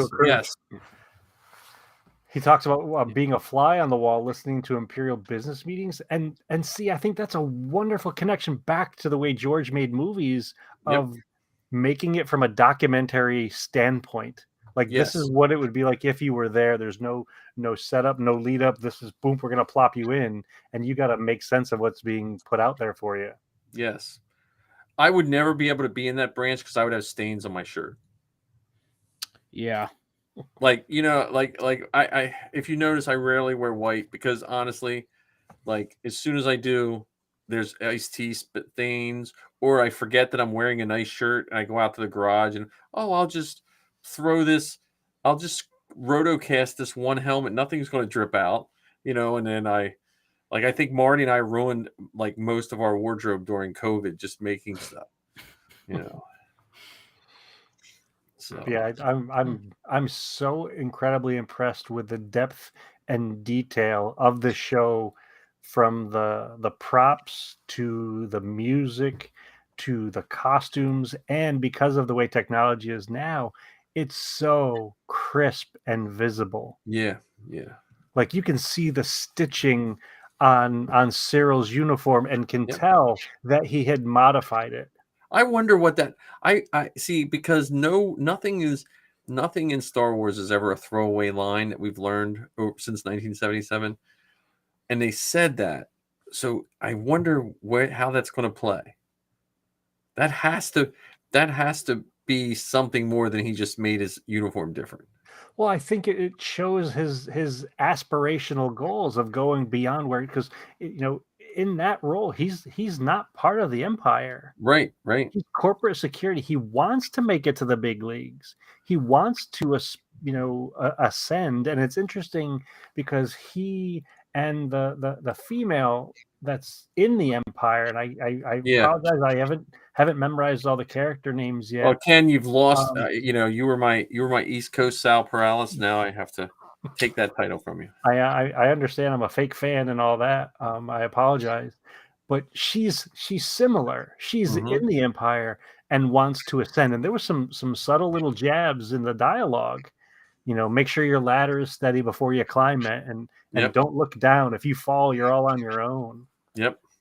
Which is in a marked contrast to the rebels, and they have to band together to be successful. Well, and And he it- also hinted at sexism when he was talking to her in the Empire. Like, you have to work harder. This, you know what I mean? And that's why we brought in people like you. Yeah. So and that's a subtle way to put people down. Like, as much as he was giving her encouraging words in one side of his mouth, he was basically saying, "Look, you're like almost like," and that's used a lot in the real world too. There's some subtleties in there, Yeah, you got to work twice as hard to get Yeah. half as much, kind of. Right. Well, and she has to work twice as hard, but he put her in her place, almost like saying, "Well, yeah, but you really don't." He very closely came to saying, "Well, but you remember, you really don't deserve these chances either." You know what I mean? So that was really, really well done. Did you guys see the Mandalorian armor in it? Oh, in the antique shop. Did you see the Star Killer armor? Of course. Yeah, That thing was I missed that, so beautiful. I went back when I saw someone post that up. So I'm a fake fan. Oh, come on. But I was making dinner while I was watching part of it. Did you see the pieces of the Temple of Lothal in that art studio? No. Now I got to rewatch it again. Come on.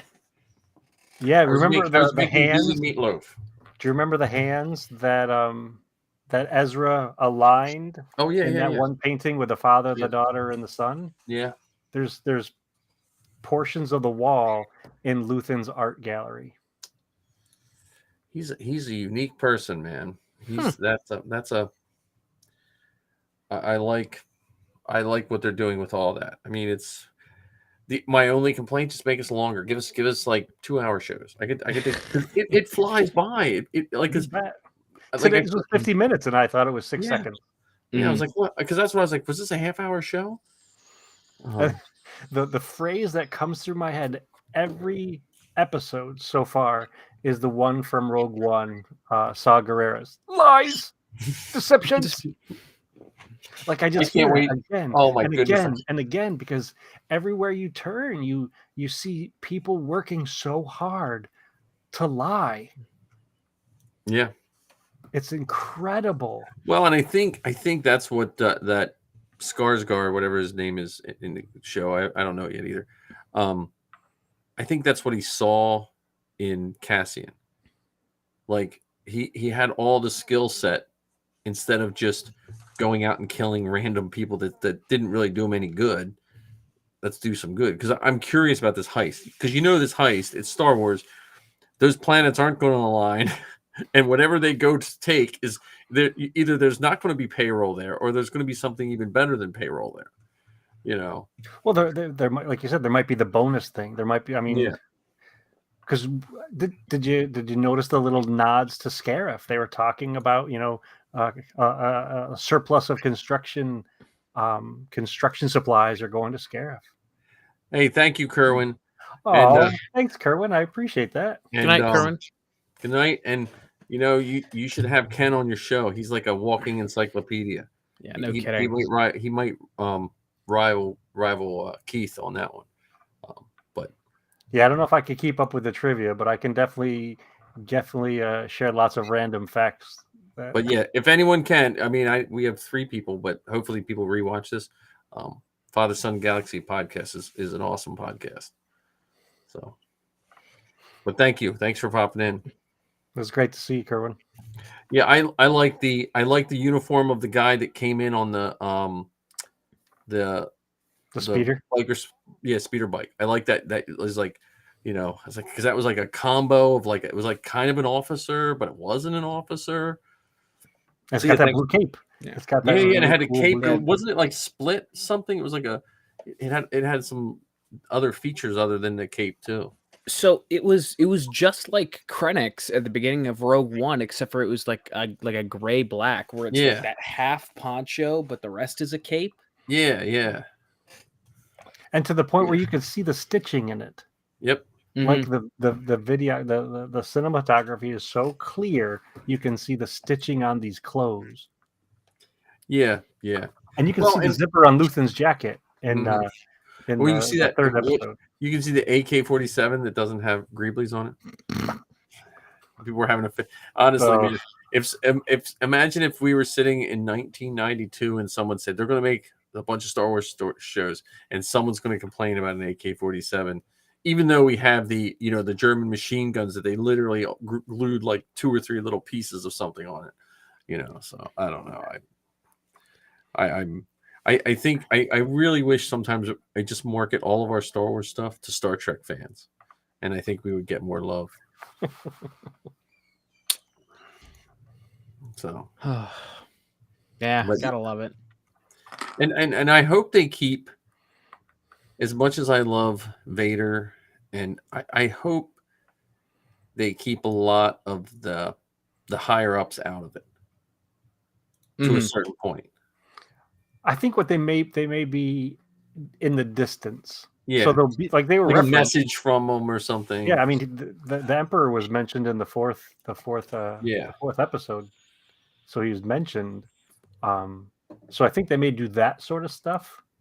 Like Vader's headed to such and such, or Vader's looking for so and so. But I don't need to see Vader in this. I would like to see the Emperor in the Senate chamber. I think that would be pretty cool. But I wonder how a meeting with the senator goes. I mean, with the Emperor. Like, you think about like those, because like, would you like try not to stare at like his force burnout teeth, or his like how what like if you're in a committee meeting, talking about sanitation on something, and he just stops in the meeting to see how things are going. Like, how do you talk to him and not get yourself electrocuted? Well, I mean, at that point in time, he was wearing the hood to cover up a lot of that. Yeah, but I'm saying he wasn't necessarily hoodless. Or if you ran into him like just coming out of a bathroom stall or something, like like, I don't know. Oh, you wouldn't be peeing on the same level as the Emperor. I guess I don't. He's got his own suit. I think. Come on now. It's like that comic strip. You ever see that comic strip where Vader gets coffee at a convenience store, and the convenience store guy or the Starbucks guy says, "Enjoy your coffee," to Vader, and Vader says, "You too." And then it shows Vader in the back of his head going, "You too, you too." And then it shows him on a Death Star, "You too." And then he points it at Alderaan, and that's why he blew up Alderaan, because he was embarrassed that he said that to the coffee guy. I picture like kind of. Do you ever see the episode of Robot Chicken where the Emperor's on the escalator and all the stormtroopers are coming down? My lord. Oh, Stormtrooper. And then he just starts making up stuff to every other stormtrooper that comes down. Not appropriate for this episode to replay it, but I still think my Weekend at Sheeves would be a good cartoon too, like Weekend at Bernie's. But it's when he falls down the pit you know, in Jedi, two crew members grab him and take him on a shuttle, and they pretend that he's still alive for like a week instead of Weekend at Bernie's. Oy vey. Yeah, before we stray too far from Robot Chicken, Ken, you got to remember the best quick Emperor scene was when Jarl Poof is running the cafeteria. I don't have the chicken bisque, but not with that ladle, clumsy. See, wait. There was a point in time. Like when I was a kid, I got so offended at Mad Magazine for making fun of Star Wars. Like it would make me angry. Like because it was so like, you would not want Detours to be released then? No. Now I would, but when Star Wars first came out and they would do that, you know, because I was like 9, I felt like it was almost like sacrilege. Like, it just really bothered me. And Robot Chicken, if it would have came out when I was younger, I would have probably not watched it. It would have hurt my heart, you know. Would have ruined Star Wars for you. Yeah, it would have ruined my childhood. I think my favorite Robot Chicken was the one with Boba Fett. That was the best day of my life. Better than the day we were born? Not even close. I can't even tell you how I've watched those things probably nearly as many times as I've watched the movies because they're just. I haven't seen them that much because we around here. What was that on? That was on Cartoon Network. Adult Swim. Adult Swim. Yeah. Around here, it was like a nightmare to get Cartoon Network for years. Like because you had to buy like some weird plan on your cable company, and then sometimes they offered it, and sometimes with they didn't. 49 other channels that you weren't going to watch anyway. Yeah. Oh, you don't want the sports package, the hockey package, you know? No, the Canadian curling package. I think that's the one that you needed to get. Yeah. Well, we had family members like that were from Italy, so they'd buy the special soccer package that broadcast straight from Italy or something like that. I'm like, no, I don't need that one. Well, that's back to Andor. When you see all those gloves and hats and all that, it just reminded, like I said, it reminded me of the steel mill, and it reminded. So, when I was growing up, Coatesville was divided by your ethnicity. Like if you were Italian, you lived in this section. If you were Hungarian, you lived in this section. And what brought all those people together was the job. You know, they might not have associated in any other way, but you went to the mill, and if you would sit there, because I remember sometimes there was a fishing store, a tackle shop, and you could see the one smelt parking lot, and it would just be shifts, you know. And I have a picture of my great uncle, and they had blocks of wood stacked near the one furnace, and you would strap them to your feet, and when you cleaned the furnace so your shoes wouldn't catch on fire. You know, it was just like that was your safety equipment sitting outside the. I mean, that was before my time, you know. But I have pre-OSHA, huh? Pre-OSHA, pre-OSHA, you know. And well, and my great grandfather, my grandfather was raised by his uncle. My they were all steel workers from Italy. He killed a police officer during a strike, not on purpose, but you know, whatever. And he died in prison. But it was like the you know, and it just was, that was part of things that just happened, you know, and it was all based on your job. And that this Andor shows like this military industrial complex of the empire. It feeds you and clothes you barely, because in that side job, that woman had the side job of smuggling stuff, and looks like they were tearing, you know, so they could survive. And the visual distinction between the classes is remarkable. I mean, so on Ferrex, we're talking muddy streets, clothes that are cobbled together from whatever you got, and you wear your work clothes all day. Yeah, absolutely. And you debated whether or not you turned the heat on. Yeah. You know, contrasted with the streets of Coruscant, you know, with fancy cars and, you know, historical relics that you're buying as gifts. Yeah. Well, and he wore that necklace and give it to Andor that was worth like 50,000 credits or whatever, you know. Yeah. Mm-hmm. And so even the good guys, you have that contrast, you know. It's really neat. And then who knows, like I said, the scavengers, like I I have a feeling that it's going to. We have 4 episodes in, so we're 1/3 done the show. Right. And that's hard to think about too. I mean, so if it was a trilogy, we've watched A New Hope. We just have the Empire and Return of the Jedi left. Mm-hmm. Yeah, we just don't have to wait 3 years between the That's trilogies. true. Yeah, we just gotta wait 9 more weeks? Yeah. And the other huge difference is if you want to, I mean, we could play it right now while we're talking. It could be on in the background instead of having to line up for another movie ticket. I mean, we got it, Yeah. coming to our phones. Yeah. Right. Well, I do miss that. So I'm glad Zoe got to go to that premiere. And I don't know if we've talked since you went to that premiere. I don't think so. Just John and I did, and we talked about how jealous we were. Well, yeah. Yeah. I've told her that. I said I'm happy and jealous for you at the same time. And I will say, to go back to costuming and the plus side to the groups. I know sometimes it's easy to go down a rabbit hole of negativity with things that happen in the groups.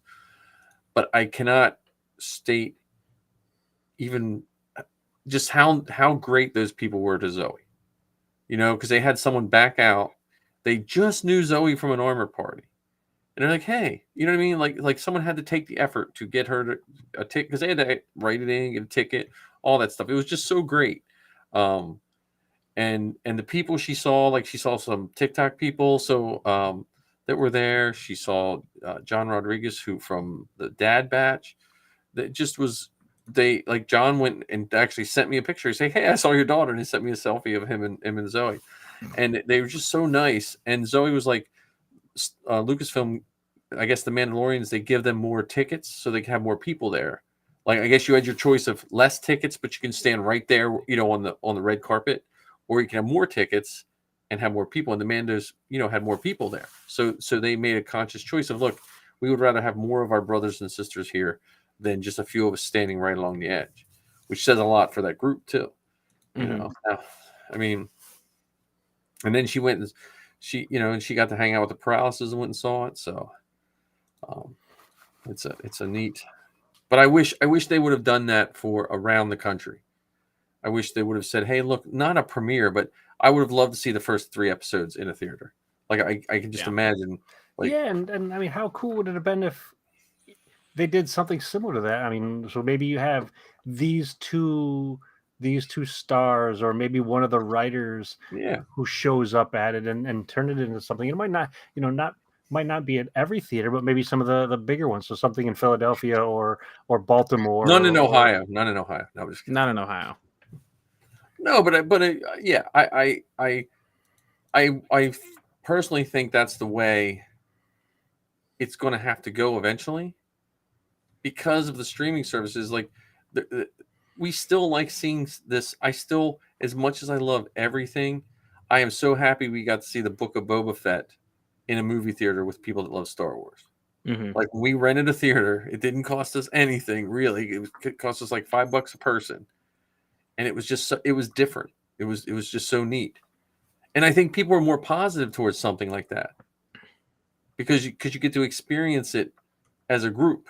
Well, I don't know. It didn't necessarily change how the sequel trilogy was received. Well, that's true. But I'm saying if you do, that's true. But if you do like we did, where I just invited people I knew that would enjoy it, or at least not run their mouth if they didn't enjoy it. Well, think about that, because you get to curate the list. I mean, would you go through your list and say, "Oh, I know 4 real jerks that I would love to bring to this party. They would be fantastic." But I'm saying, like, because I know if there's another opportunity to do that, like when Zoe's home or something, I'm going to try to do it again, and I'm going to try to make it even a bigger event. Like we'll do something before, or get more costumes in there, because the movie theater people, they got a kick out of it, because we had Safi was a Svennik and the rest of us had our helmets and stuff, and they got a kick out, and it was just neat, because I do miss that part of seeing a movie with everyone that likes it. Oh, I agree, and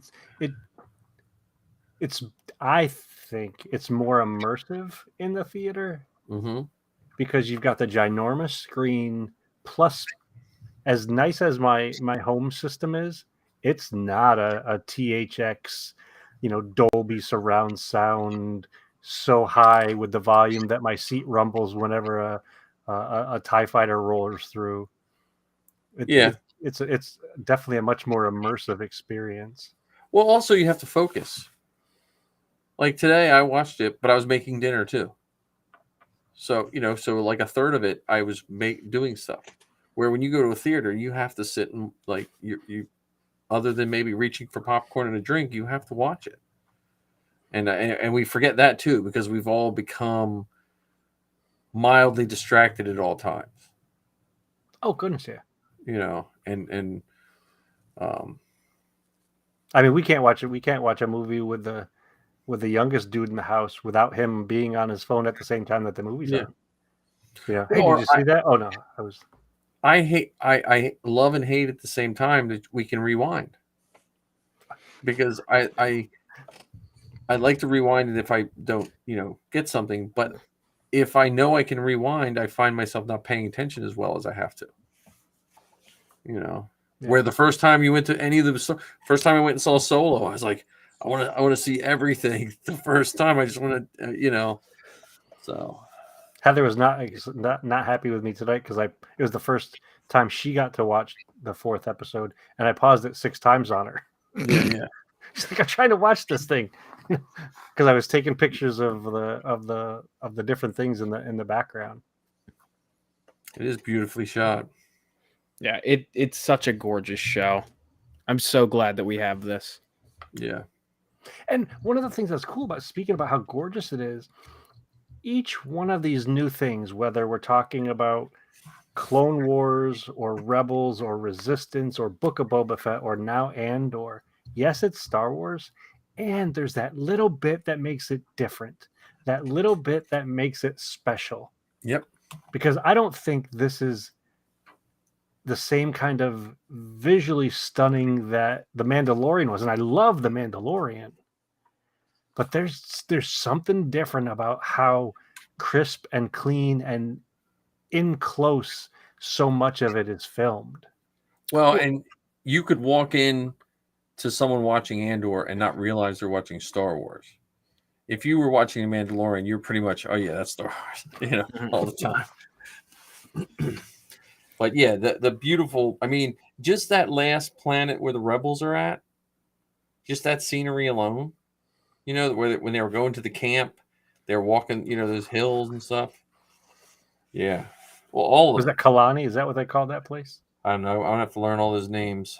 Yeah, we got a lot. Or Aldani, that's what it was, because I kept thinking they're saying Alderaan. Yeah. Because I watch everything with subtitles, and I see ALD, and my brain just auto-corrects to Alderaan. I need like a giant space map, and then every week you get a new planet you can just stick on. Well, do you remember National Geographic where they had the National Geographic for kids? They'd have that kind of stuff. Yeah, we have to unteach that because like you ever see the maps of the galaxy, and it makes you think like the Earth's orbit is a oval. I mean, an ellipse, and the Earth's orbit is almost a perfect circle. But because it looked better in a textbook, they make it look like an oval. So all I remember is my first year teaching. So I was an elementary major, and I was in the science department. And the science people, the high school science people, look down at us elementary people like we're just like babysitters and stuff.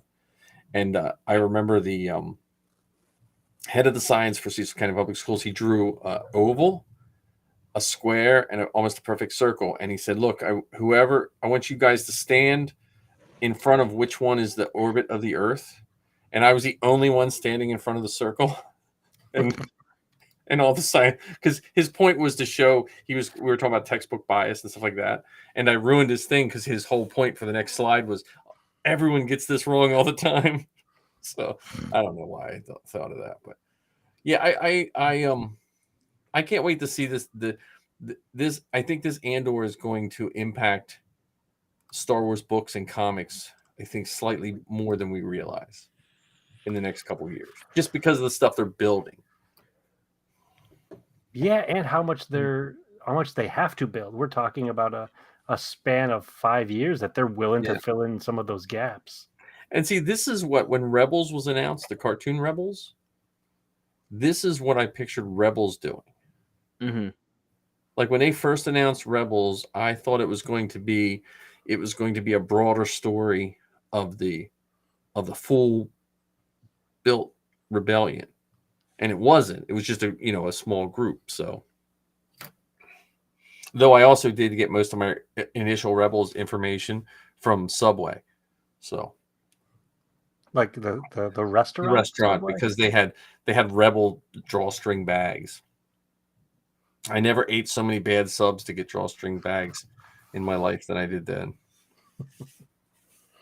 So this is not a commercial for Subway. It's not a commercial for Subway. I think I still ate. I can't remember if I ate meat or I ate their veggie subs. I Either was way, going to say, do they have vegetarian subs at Subway? Even their bread has cheese on it. why you get no cheese? It's not vegan cheese either. Get Italian bread. They're I haven't had a Subway sub in probably 5 years. I've had a veggie sub. In Maryland, they don't understand that I don't eat cheese. If you work in Maryland and you don't eat crabs or cheese, that doesn't compute. Don't go to Wisconsin either. Yeah, no, they'll be like, okay, well, Mike, we're just having crabs. Is that okay for you? And I'm like, no. Okay, well, we'll get you a salad, and I get a salad, and I don't know how. I think the one time they got me salad, I felt like they had someone individually put the shredded cheese all over. Like, there's no way I was picking the cheese out. Like, they must have had some kind of cheese infusion machine. I was like, well, I don't eat cheese. And the principal, he didn't have it looked like his head was going to explode. It was like he couldn't compute. He was like, what? Cheese is, so anyway, little tangent. But yeah, I'd eat Subway to get these little drawstring bags, which I probably still have somewhere, which will probably be sold on, it's funny the merchandise you think that is so cool to get. And you're like, what the heck did I get? Well, they came with little lightsabers, didn't they? I can't remember. I thought they did. I think I've got the same thing, but I didn't think they were drawstring. I thought they were just like Velcro, like satchels. Maybe they're just these little tiny bags, but they had really cool graphics on them and stuff like that. And I had all these plans. I was like, oh, I'm gonna take these apart and make like a flag set, and it's probably in a box somewhere. Well, they can make nice giveaways for our listeners. So you fans out there, give us an idea for a drawing, and we'll get you a Subway bag from Mike's collection. Well, I had someone offer me $2,000 for my sail barge. So, but I didn't sell it. So what? Huh? What? I know. Well, I honestly, it was mainly I didn't sell it because I just didn't have time to meet with him. Oh, I was asking 2,500. I was asking 2,500, right? I was asking 2,500, and he said, "I'll give you 2,000." And I was like, "Well, let me see." And then I just didn't get back to him. But they're going for like 3,900 right now. Yeah. So I was like, it's insane because those are what, $800, $900 when it came out. $350. Shut the hell up. The sail barge was $350. I'm pretty sure it was either $350 or $450. It wasn't more than $450 because I would not have spent $450. Would have been I think it was $350. You can look it up, like it or John. Probably, but it was not. It was less than $400 unless you it counted in shipping. But even then, I don't think it might have been like $400 for shipping. But see, I go back and forth on that sail barge because the anniversary of Return of the Jedi is probably going to be the best time to sell it. True. Yeah, but every year there's an anniversary of Return of the Jedi, right? That's true. The big anniversary of Return of the Jedi. The one coming up in what? Next year? Next 2023. Yeah. May. Honestly, like if I just, it's one of those things that's next on my list of what I got to get rid of because it's taking up too much real estate. I might just taking up too much real estate. That TK armor. Huh? That TK armor. Another TK. The Anovos TK that he says. Well, the clone armor has been painted. Okay. So why did you talk about this during costume time? You're in the wrong section. I know that was. You're getting your segments all mixed up. Let's go to our bucket list. What's coming up on the best car bucket? I don't know. I'm more interested to hear what you did with the with costume time. Okay, well here's my costume. Back to costume corner. Costume corner. We're back. I painted. It's all painted. I got to tape it off. Probably I was supposed to go to a wedding Saturday. It was canceled due to the hurricane coming up. So I'll probably tape it off Saturday, and if it's not raining, I'll spray it sometime this weekend. So I just printed a pistol, and when I put it together, I'm gonna see if I like it. So if I like it, I'll print a second pistol, and then the pauldron, which is still sitting right here. Love that. I did get the EVA foam.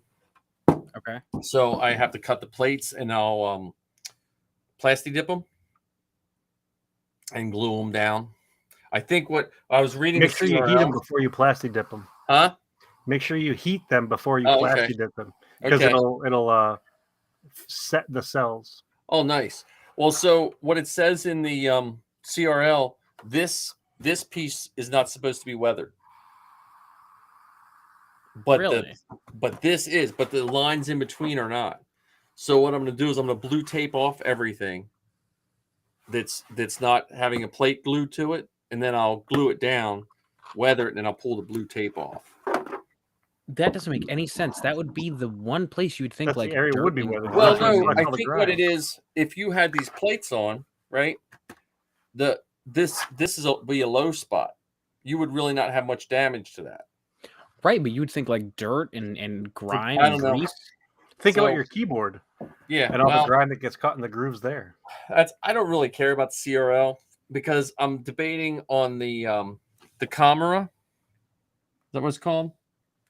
Mhm. It's supposed to be Camera. leather or leather-like material, The right? trooper skirt. Yeah, the trooper skirt or heavy canvas. So I haven't decided because I like the canvas better, but because it moves better. That pleather or even the leather, it doesn't really give much. So I have some heavy. It's like black duck's cloth. I might make it out of the heavy black duck's cloth, like double it up because I got to put the orange seam down the middle or the rust seam. So I might just make it out of that and see how it looks. Does it have feathers? Huh? No, duck's cloth is it's like a heavy woven it's a heavy woven material. Oh, okay. So it's tight weave compared to like Cheesecloth. monk's cloth. Monk's cloth. It's the kind of the opposite of monk's cloth. I just got to see how it looks. I have the black leather. I just don't think the black leather, that fake leather, is going to. It'll look good when you're standing at attention, but when you go to bend, and then I got to make the holsters. I think I'm gonna make them out of cardboard and fiberglass them. Why don't you make them out of Sintra? Well, I'm gonna fiberglass them, so I'm gonna cover them with fiberglass because there can't be any seams on them anyway. Mm-hmm. So I'd rather, since they're going to be on my legs and get banged around, because I was going to do Sintra and then seal up the edges with putty and all that kind of stuff, but they're going to be banged around on my legs, so it'd be easier just to make cardboard like I did with Zoe's old holsters, and then I'll cover the whole thing with fiberglass resin, and then I can sand it nice and smooth. And I mean, there are some good 3D files for the DC-17 holsters. Yeah, I saw those. I was just thinking like, which would be the least work to get them done that I could like get them done from start to finish, like on a Saturday. Hmm. And I think cardboard and fiberglass would probably be the way to go. Yeah. Because if I 3D print them, I got to get the print lines out and I got to put all that on there. And again, they're on my legs. So that it's not like if they were a piece that wasn't be banged around or something like that, but they hang right off your legs, Mm-hmm. you know? So, but that might be done sooner than I thought it was. Because when I was looking at I didn't repaint the stomach piece and a couple, because I was looking at the weathering and it does match the one picture. So the CRL's paint job is not 100% right though, but I'm just going to go by the animated picture because I don't know if I'm going to use it to join or anything. Just going to wear it. I'll wear it long enough and then just show up and be like, yeah, I'm in. What are you talking about? What? Just don't take your helmet off. They don't need to know who you are. Yeah. Who? Right. I'm John. I'm John Scalise from Ohio. Yeah. I think there's like 4 Keeleys in the Legion. Yeah, I'm CT 1279 Yeah. But that's my build time. Hmm. I'm going to try the filler and acetone. Have you tried that yet? I just learned about that this week. Yep. Yeah, so you take the putty, and I'm going to try that because I see some of the people's stuff they make with that is because I'm just getting tired of print lines. Yeah. See, I grabbed the wrong can, and I accidentally grabbed mineral spirits. Well, you can at least So- clean all your stuff up. Yeah, so I ended up wiping away all of my filler primer. You know, I was Pretty bad. it's We trial call- and error. we call that doing a Big Lebowski. Because it might wait. This is a dumb story, but I would always go get videos to rent when we first got married, and I would always be in a hurry. And so one time I grabbed Big Lebowski, and then I went back the next time to grab one, and I was looking at one, and I grabbed the Big Lebowski, which was right next to it, and I think I did it twice. So Missy always calls it "you Big Lebowski'd it" because I grabbed the wrong thing. So if I grab the wrong thing off a shelf, it's called Yeah, Big Lebowski. Being a fan of that movie, it's not really a mistake. I yeah, think it's an well, opportunity. I don't know. Well, My while we're headphones. still I mean, in costume, Because that's a corner real great quick. connection to Star Wars. I mean, Flea was in both Yeah, right. the Big Lebowski and in the Obi-Wan Kenobi show. Yeah. That's a good point. Who would have thought he would still be alive that long?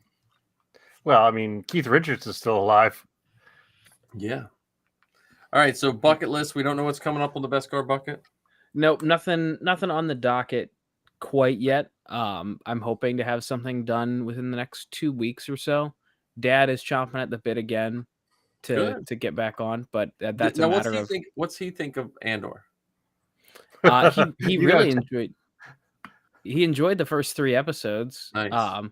Check Facebook real quick. Huh? Check your Facebook real quick. My Messenger. Facebook? Yeah, Check your- Messenger. Oh, I didn't want to say it out loud. I laughed when I read that. Hang on. But real I'm quick glad to before we see Art's venture, back with us too. yes, he is. Oh, yeah. Before we venture too far out of costume corner, I totally went out of left field and I did order a Halloween costume. Yeah. What'd you get? Director Krennic. Oh, nice. Yeah, I saw it on there. There was like one of like the cosplay Sky costumes where I'm like, you know what, I can turn this into a passable costume. Dude, the cosplay Sky stuff.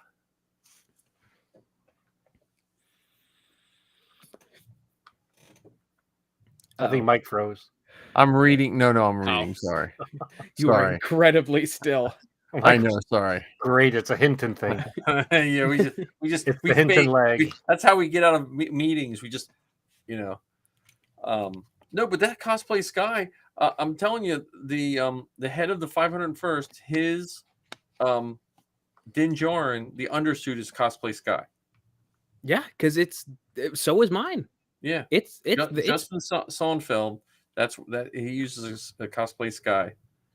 yeah, their soft goods are like really good. And for what you pay, you could throw everything else out. Because if you go someone to commission you a soft good suit, they're like, okay, that'll be $500 and it'll be 6 years from now. I mean, Yeah, it was $110 yeah. and it comes with the shirt, the pants, the belt, and the cape. What See, I about the think rank you should badge? do And the like rank badge. you should do Krennic's spoiled son. You should have like a man bun and like an eye patch or something. Mm-hmm. But yeah, so I just I Assistant gotta. director Krennic. Or just get a really, really bad gray-haired wig, I thought about it honestly. like purposefully bad. But yeah, so I also ordered chalk holders for code cylinders. Dude, I could have sent you some. I have 30 of them. I have 30 of them. Oh, I paid 33 cents a piece. Well, Send I four paid a my lot way. more than that. Send 4 my way. No, so if you have a Staples next to you, right? Look on Staples' website because no one uses them anymore. And if you have friends that are teachers, like 1 year, I just went to the teachers. Does anyone have chalk holders? And I got like 2 because I know there's more in our building because they used to give them to us all the time. But Yeah, I have a stack of them because they were like 33 cents. It was funny. I bought them all and they were in a plastic like like a cookie jar looking thing. The Mhm. Staples guy wouldn't let me keep the cookie jar looking thing. He's like, no, you can't. Because I was like, can't you just leave them? No. Wow. So now someone had to throw that out. Like they had to give me a bag. But they wouldn't give me the plastic thing that they probably had to throw out like 2 minutes later. I don't know. But yeah. So now all I gotta do, I gotta find a pair of calf boots. Dude, look on a lot of the Halloween shops have the ones that zip up the side. I forget the name of the boot company, but I bought a pair of the black Vader boots. I think they were like $40. The fake leather zip up the side. Really? Yeah, just got to go like, any of those Halloween stores. They're probably more now. Like you probably pay like 75 or something like that. But, Right. or even if you check, what's it? Spirit? Spirit Halloween. Yeah, just go check for their boots. Like their brand of boots. I haven't Didn't seen know they them had in boots. the stores though. Yeah, or you know what? I think they might have them at Party City. Really? Party City this time of year, just during when they put their Halloween stuff out. Yeah. I forget the name of the boots. It's a weird name. It's a weird, like it's like a disco type name. And they come in like small, medium, and large. They're not like, like okay, these fit for large. Funkadelic? No, adult, yeah. So Go-go because mine, boot? I have my Vader boots that I'm working on, but these I can put my Doc Martens on and wear them inside the boots. Oh God. Because I got large because I was going to put lifts in them, and I'm like, you know what? I think I'll just put my Doc Martens on, put my foot in, zip it up. That gives me like 3 inches right there, plus the heel. Then just put a lift inside the Doc Marten, and there you Yeah, go. that's what I'm saying. Just and it'll be more comfortable. So I'm still working on this chest piece for him, but I'm gonna experiment with this. I'm gonna experiment with this putty and acetone before I do the Vader box, because that box is what's scaring me. I want that thing to be perfect because next to his helmet, that's the first thing you see. Mm-hmm.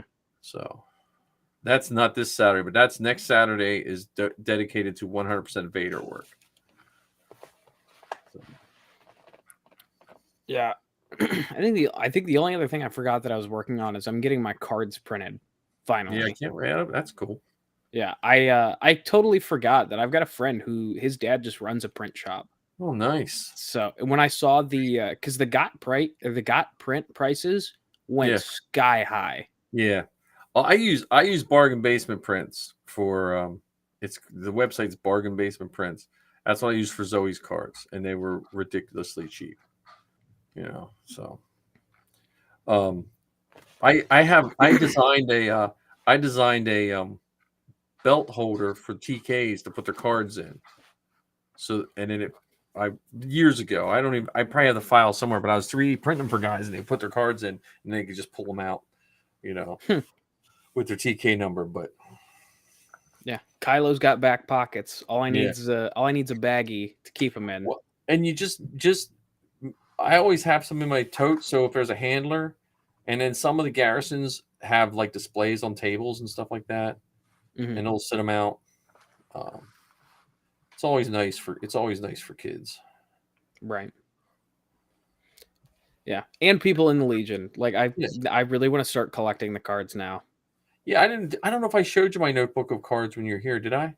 I have two three-ring binders of cards that I've collected over the years.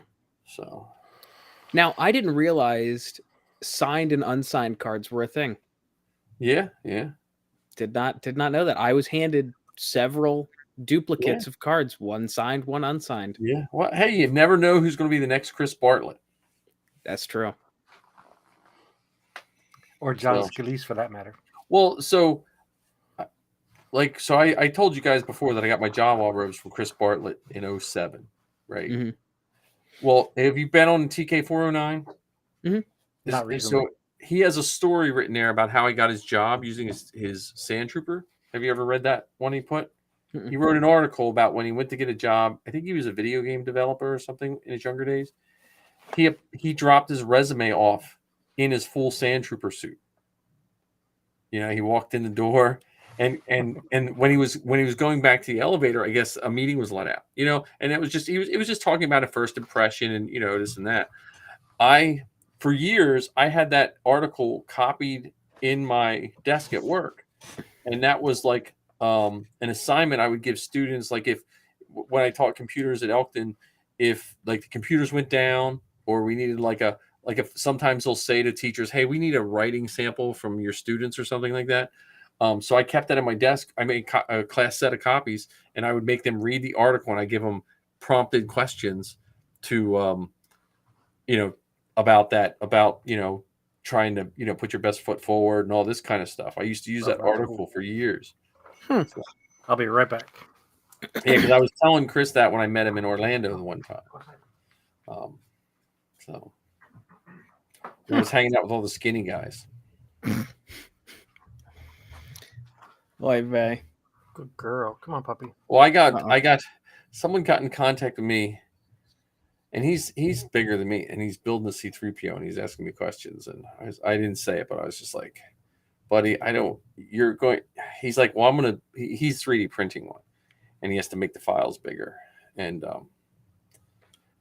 more power to him. But if you make a giant C-3PO, it doesn't have the same, you know what I mean? Like, yeah, it has to, I don't know. I don't want to body shame someone, but if I made a C-3PO that would fit me, it would be so out of proportion to what C-3PO is supposed to look like. Yeah, I mean, it's got to look right. Yeah. I'm all about proportions and stuff like that, but what do I know? Well, you're also all about silhouettes. Yeah. Well, that's what I mean. You get that cool silhouette. Like, I still love that picture of you holding your blaster, and it's Marty taught me that, where you have to hold things that don't feel natural to get a good picture. Yeah, I love that. I love that picture. Yeah, it's literally my background. Right. But I'm saying, like, that's one of those ones where when you're doing it, because Marty's had me hold my blaster certain ways, and I'm like, this doesn't even feel normal. Yeah, like when he had me do that, like my whole wrist was turned, like it felt like 90 degrees, but the picture comes out and it looks fantastic. Yeah. The joys of hanging out with a photographer. Right. Yeah. Funny story about that picture, actually, because it's also my wallpaper on my phone. Nice. I was at GameStop working on Sunday, and I was talking to this guy who's trading his phone in, and we had both just gotten the same phone, and we were just chatting, and I was like showing him all the things on my phone, blah blah blah, and he's like, hey, that's a really cool Mandalorian wallpaper. Where'd you find that? I'm like, oh, well, funny story. That's actually me. He's like, what do you mean that's you? And I went through and showed him all the pictures that Marty took and the ones with my helmet off. He's like, oh my God, you can just do that as an adult? And I'm like, hold on, buddy. How much time you got? Uh-oh. Let me tell you about my Lord and Savior, the 501st. Right. Well, I think that's that. It is a slightly. I'm happy with how society is going in the sense that it's more available to people, but it is sad in our society that we're made to choose between things we love and being an adult to a certain point. I mean, I know you can't do it, but the joy that the costumes bring and the stuff that we can get to do and the experiences we get through that is remarkable. Mm-hmm. And the Mando stuff, I guess with all the shows coming out, it's getting hard to compare them because it's all becoming a flavor of a salad or a flavor of a stew. I can't say that, hey, I really like Mandalorian's my number one and this is my number two, because they all just keep flowing together. Like when I first saw The Mandalorian, I was like, they're never going to make a TV show that's going to be as captivating as this, and then you see this one and then you see this one, Yeah. And then when I was watching Book of Boba Fett, I was like, really, I love this. And then they brought Mando back for those 2 episodes. I was like, oh man, I forgot how much I loved him too. you know, Right. or you see Ahsoka fighting Maul, and you're like, man, you're not gonna get anything Yeah. as good as this. I don't know. And then we do every time. Every time. And it's slightly different. It's not the same exact thing. Yep. And I one of think the things I find interesting specifically about Andor compared to the other ones, so when Obi-Wan came out, lots of people were talking about how exciting it was to have Deborah Chow, a single director, responsible for the whole series. Yep. With this show, I don't hear folks talking about the director nearly as much as they're talking about Tony Gilroy and Dan Gilroy's writing. Right. Like, they're not mentioning the fact that so far we've seen 2 directors of this show, but that's not what's getting the attention. That's not what's getting the comments. It's about Tony Gilroy's writing. His panel was nice at Celebration. I don't know if they recorded it, but it was his, because I knew nothing about him. Like I know Filoni and Lucas and a few of the others and stuff, but besides that, I mean, and most of that I probably wouldn't care as much if my kids weren't into it. Like Zoe knew who Dave Filoni was when we went to see the Clone Wars movie at 7 years old or however old she was. I was like, what? Who are you talking about? The guy on the TV guide, because we had the TV guide video. Though now I feel like a fool watching Rebels and realize he was wearing a Fulcrum t-shirt when he was doing the press for the Clone Wars. Why were we all such idiots? Like he told us 10 years before Rebels was even thought of who Fulcrum was going to be just by wearing that t-shirt. Yep. And now look at us. I've got it tattooed on my body forever. Yeah. That's who I got to remind Zoe tonight. I wanted her to ask Anne to see if she wanted to play D&D with her too. Her Star Wars D&D game. See how that works out. But yeah, I hope that goes good for her. That'll be fun. Back to our last segment of the night, because it is getting late, and we always say we're going to do this shorter, and it's getting better. Because I am going to, one of these days, I'm going to surprise both of you, and I'll have us all on Anchor. Right here. There we go. Well, with Anchor, I don't think you can record video. I think you just can only record. No, but I'll pull all the videos down. I'll rip all the audio in GarageBand, and then I'll just throw all the episodes out. Oh, gotcha. So it doesn't. It's not nearly as hard. That's if I have any skill that from doing all that stuff of Zoe, that stuff doesn't seem like work to me. That's just like boom, boom, done. I'm gonna have to have you give me a tutorial on that, because one of the things I want to do for the rambling Star Wars fan is on one day drop the audio into the podcast, and then a few days later drop the video into YouTube. But I don't know how to take the audio from the video and just have that. Yeah, that's no problem. Do you have any Macs at home? I'm on a Mac right now. Yeah, so yeah, it's easy because I think you can just import it into GarageBand. It'll put a video track. You just delete the video track. Well, you can say the steps out loud, but that doesn't mean I know how to. Okay, well, yeah, I'll show you. I'll gladly show you. I'll make tutorial video. I love my Mac for making tutorial videos because I have the expensive version of QuickTime, so I can just do a whole screen recording and everything. So, I mean, to adjust your carburetor, all you need is this screwdriver, and and then what's it, and yeah. Don't forget the dingle hopper, left-handed hammer. Spatula. We used to send people for left-handed spatulas. That was the big thing when I was in the restaurant business. Go next door and get a left-handed spatula. Anyway, so podcasts. So, and you guys probably know of these, but I stumbled on a couple podcasts. So I'm gonna tell you my podcast list. If you're at home and you want to write this down, I'll just tell you some good ones. Now, this also forgoes, remember, Star Wars Geek Girl and Force Behind Star Wars and Beskar Bucket, all those included. But these are like just some ones. Like, I'm looking at the ones that I listen to that I don't like, because sometimes what you actually listen to you don't realize that you're really looking forward to them. So these are some non-Star Wars ones that I listen to, and one's called Ridiculous Crime, which I think I've said before. This week's was about the sex raft from the 1970s. It has nothing really to do with sex, but it was an experiment. But it's called Ridiculous Crime, and they do murder-free crime, and it's exactly what it sounds like. Very good. And the other, let me see if I don't know if I have it in my. I cleaned my podcatcher out of stuff I wouldn't listen to. The other stuff we missed in the history, which I think I've said before, is another one. And then my Star Wars ones that I just started listening to. And I got to make sure I say them. I'm just pulling these up so I make sure I say the names right. Now, Ken, this is no offense to yours, but I started listening to the Thank the Makers Star Wars, the one. Yeah, don't get me started on that one.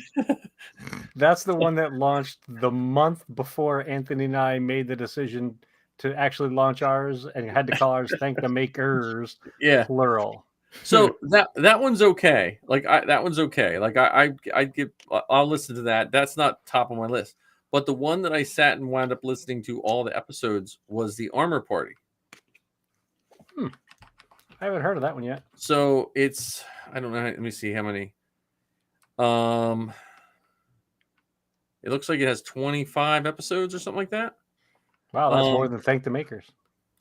But it's literally a guy, and I listen, and I also listen to the Dad Batch. That's the ones that have seemed to have become, along with my ones I regularly listen to, they're ones I listen to now too. And I heard of Armor Party through the Dad Batch, which goes as my commercial for all those doing podcasts out there. Other podcasts are not your competition. Everything else is your competition. You know, like people watching TV, watching movies, doing things. So if podcasters unite and help each other, that's how other people find your podcast. So that's how I found Armor Party. But the Armor Party guy is really cool because he talks about, I can't remember if it was on his show or when he was a guest on the Dad Batch, was he talks about how a lot of people try to gatekeep building of costumes. And he's working on a Boba Fett, and he was realizing like guys would find a paint color and they wouldn't tell anyone because they wanted to, you know what I mean? And he's like the opposite. He tries to help people build their costumes as best they can, as inexpensively as they can. So that's the Armor Party one, which is really cool. And again, it's somehow attached to the Thank the Maker. I listened to a couple of Thank the Makers. They're okay. They're not as good as yours, Ken. They're not as good as yours. You know, I appreciate that gentle encouragement. Well, no, I mean, I love your guys' show. But if you get a chance, anyone out there, the Armor Party, the Dad Batch is good. Plus all of ours. Father and Son of Galaxy, who popped in, theirs is good. And then one other one, which I can't recognize. Well, two. Okay, let me give you two. There's one called Black Cowboys with Zarin Burnett. He's the same person who does Ridiculous Crime, but he does the history of the Black Cowboys. And then there's one, Hunting the Butcher. It's a Nazi hunter one. It's the story of them hunting Nazis, and it's a season one. It's a good history one. So it's not a good one it's not a pick-me-up one, but if you're looking for a good history podcast. So that's my podcast roundup for today. I don't know if you guys had any good podcasts to suggest other than what we know. Well, nobody's gonna like mine. What's that? So It's about the Browns. it might be Cleveland Browns Daily. Yes, that's a great one. I knew it. Yeah, so that's my weekly podcast that I've been listening to. That, and I've talked about it before. For our younger viewers, this doesn't exist. It's all hypothetical. It's Painkiller already. Okay. It's a couple of YouTubers that get together and just they talk every week. It's got I don't know. You guys might know FPS Russia. He was the guy who he would just get guns different weeks and blow some stuff up for fun. Yeah. Definitely, they're funny. So Yeah. go check out FPS Russia if you. Now, are these just audio or are they video too? They're both also video. Okay. Okay. Granted, I don't think anyone here is going to go listen to Cleveland Browns daily. Yeah, You never know.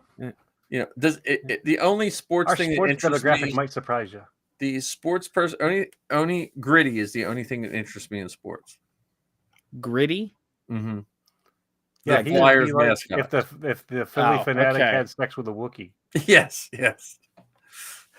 I Zoe saw would hunt you- him down in Philly. He'd be walking around in Philly, and she would hunt him down and take pictures of him. Yeah, see, I thought you were talking about the new dance craze called the No. Gritty. No. Totally different. Okay, just making sure. That's a thing. It really is a thing. That I swear to God, it's a real thing. But I encourage people to listen to all kinds of podcasts because there is something I know there's always the joke that there's like more podcasts than listeners, and which is probably true. But the nice thing is it helps you get a community. Like there's a podcast out there for everybody. So Ken, what do you got on your podcatcher? The ones I listen to most frequently are Blast Points, Okay. Talking Bay 94, Okay. the Sky Talkers, and Full Yep. of Sith. Which Full of Sith is one of the hosts from Full of Sith is the same one that does Criminalia, I think. Who? Holly Fry? Holly Fry. Yeah, she also does stuff you missed in history class. That's the one. Yep, that's Yeah, it. she does. I think she does both of those actually. Yeah, I got to sit down. Her and her co-host did a live in Gettysburg. Me and Zoe drove up and got to sit in to one of their live Oh, that's tapings, cool. which was really cool. Well, that's through the iHeartRadio, which I used to think used to be, I forget what company iHeartRadio bought down in Atlanta, and it's one of the few like professional, like you can get a job and just be a podcaster 40 hours a week kind of place. Wow. And so you get the stuff they don't want you to know, stuff you need to know, stuff you need to know. There's all kinds. I listen to a whole bunch of their podcasts. They have a lot of like serial podcasts, which are really good. And they buy podcast stories. Like if you have a good podcast. So you tell me that they could buy the forces behind Star Wars? Is what you're saying? Probably with what you guys do, you probably could get on. You can get on their feed, but I'm saying like I don't know what it takes to like what they have, but a lot of celebrities are on there.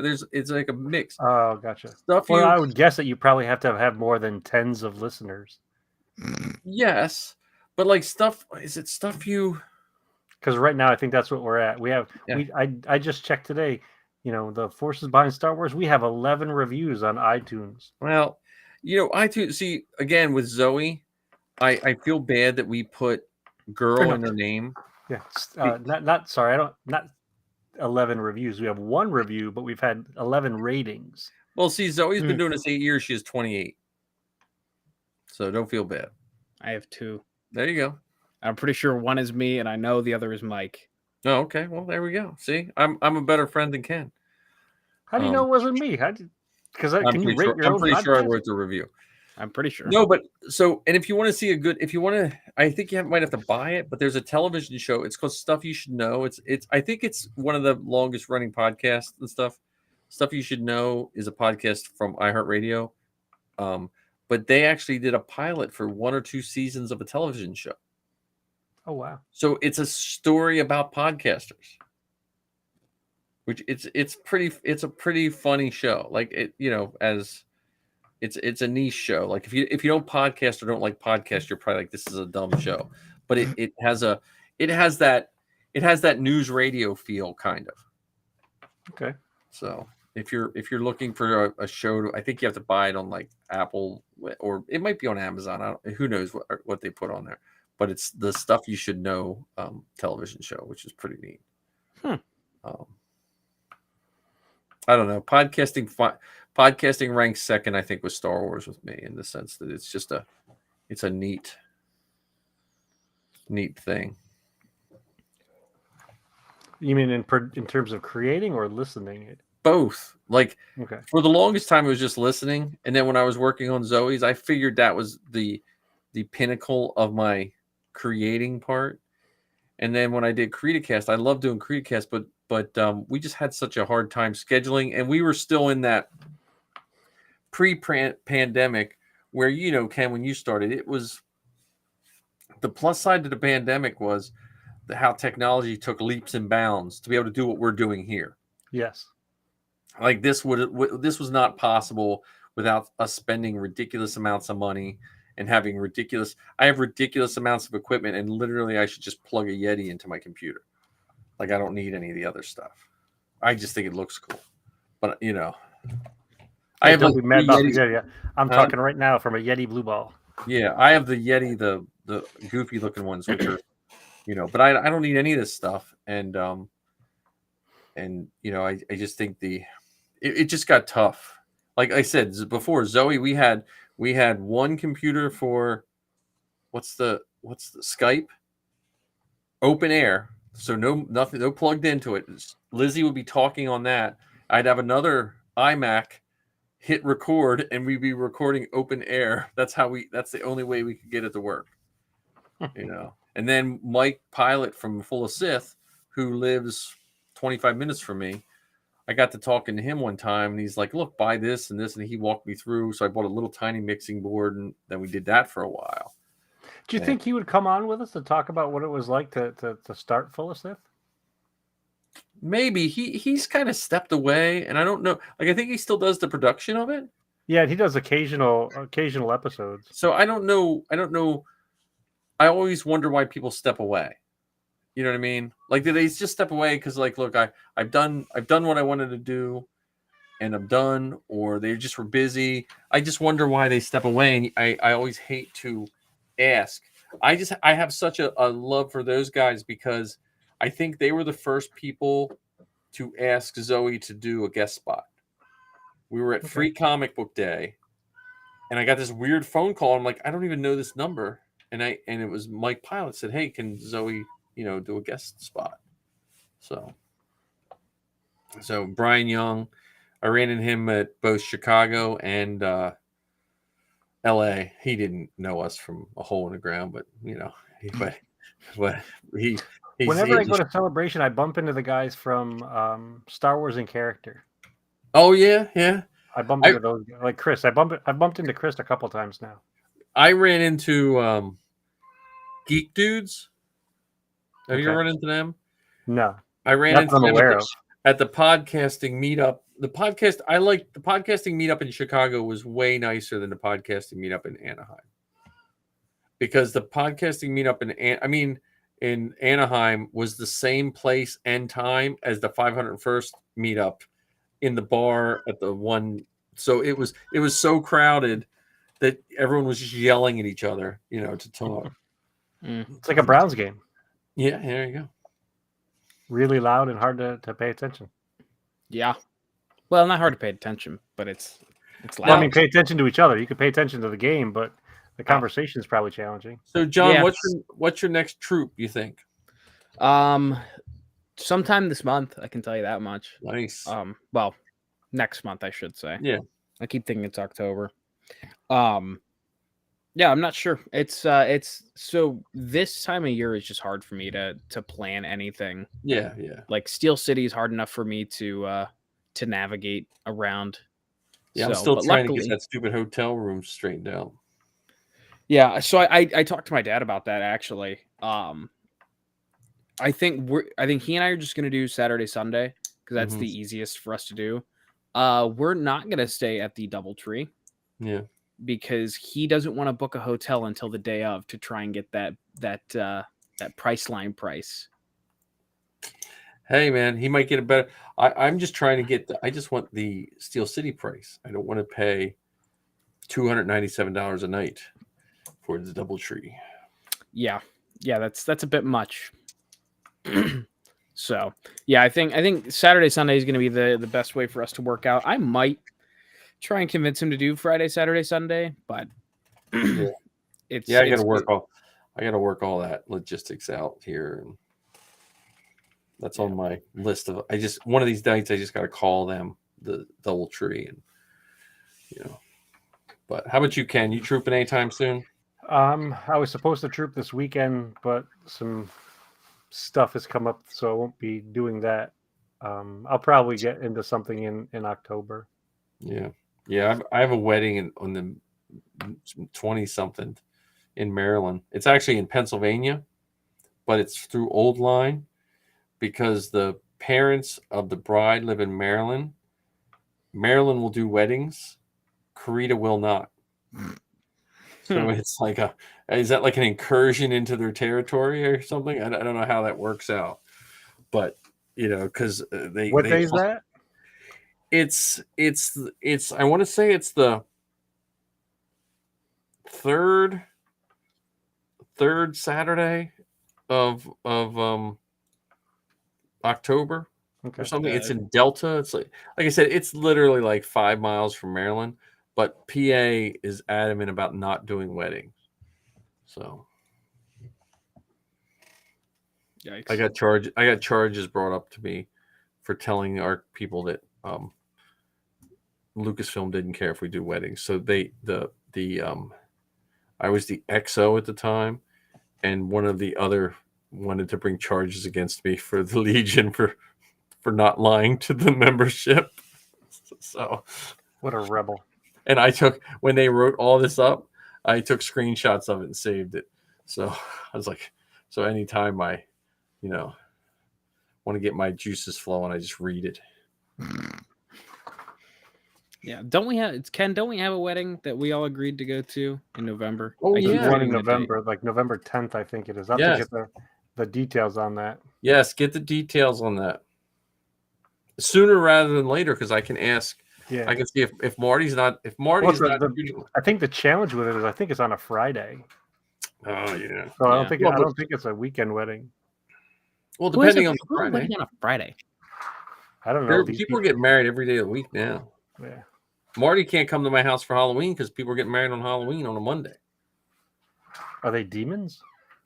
I guess. I mean, that's different. That's a holiday wedding. Yeah. Wait a minute. Someone's from Bangkok is on here?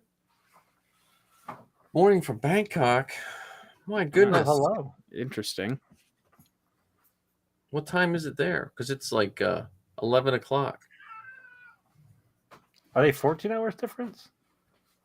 I don't know. I They're guess time I'll find out. traveling. It's so they're actually in tomorrow. Yeah. Mm-hmm. Well, no, depending on the Friday, I have a couple Fridays off in November, I think, for professional meetings. I think it might be that 10th. That number sounds familiar to me. When's Thanksgiving? Isn't that's like that's Thursday. Thursday, but it's not like Black Friday or anything, is it?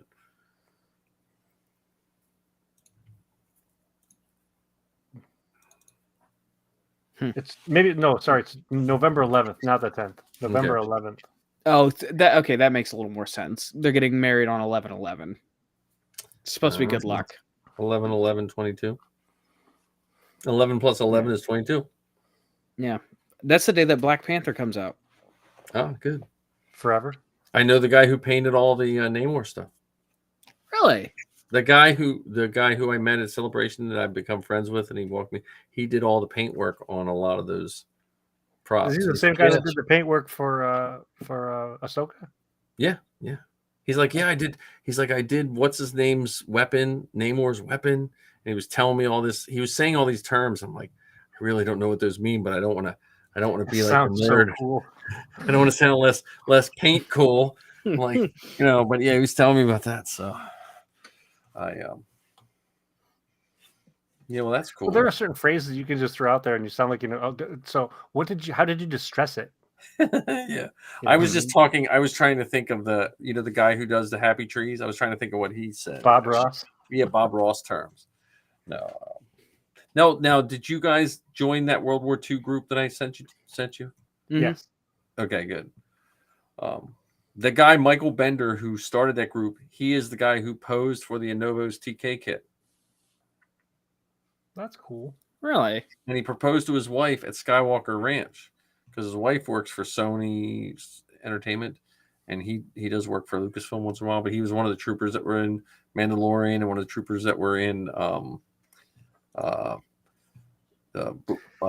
Kenobi. Speaking of that, what if we did a bike gang for costumes? Like a swoop bike? Yeah, swoop bike racers or swoop bike gangs. So Yeah. not like the mods. We don't need mopeds. No. But we can get like jean jackets and I mean Yeah. John already has the leather pants. Yeah, there you go.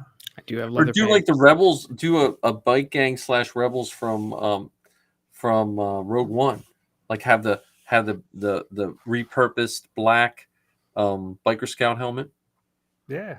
Because every time I see someone riding one of the, except for Luke and Leia using the Force, if you were riding one of those speeder bikes without the heads-up display that's in their masks, wouldn't that be pretty tough to drive? I think so. Yeah, probably. I could use my Ezra. Well, I do have a biker scout helmet. I gotta get that done. I can put that on my list. I'm trying to get the little stuff done, man. Just knocking that little stuff out. Yeah. Any Well, I was update on thinking your? more like the Clatoian from Book of Boba Fett side? They had the Barada, Nikto, Clatoonian bikers Yeah, gang that had like almost like the two J's. yeah, as yeah. part of their gang colors. Yeah, I think I got some pictures of those guys from. Did they come out with a like a A toy for them? Huh? A toy for them? No. No, the book. You know the books, the white books that have all the nice photographs of all the costumes. They didn't do that for Book of Boba Fett, and they haven't done it for Kenobi either. John and I were Yeah. talking about this in our last episode of the Oh, Best Car yeah. Bucket, which all of you could be listening to tonight Yes. after our show. Yeah, They didn't check do the art of, and they didn't do the making of for either of those shows. Yeah. They did the What were you gonna gallery say, for Josh? both, but they didn't. Well, they did a special thing for Kenobi, but they didn't Yeah. do the making of, and I'm surprised. Yeah. John, what were you asking? What about the what now? Any update on your inner robe? I haven't talked to Wendy yet, but I think it's supposed to be done like soon. So I have her dad messaged me because he needs a visor for Cody. Mhm. So I have one ready to mold. I just have to because I have one that I picked up like I don't know when the Clone Wars first came out, and I never used it. So I was going to I cleaned it up, and I'm going to make a mold of it. It'll fit on the animated helmet. And he actually just messaged me, so I'll message him back and see what's up. So. Well, I think that's as good a place as ever.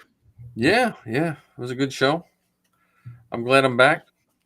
Welcome. We back. had a little bit of direction this time. A little bit. Let's tighten it up, and then we can do the live and recorded. I'd like to get. Wouldn't it be nice if we were big enough that we could do interviews, and then we could just say, "Hey," and then we slide in an interview with someone. You know, We absolutely could. I don't see why not. we just gotta get some. We gotta get some interviewees. Well, I mean that. What if we did some wild in the sky brainstorming for that sort of stuff? Yeah.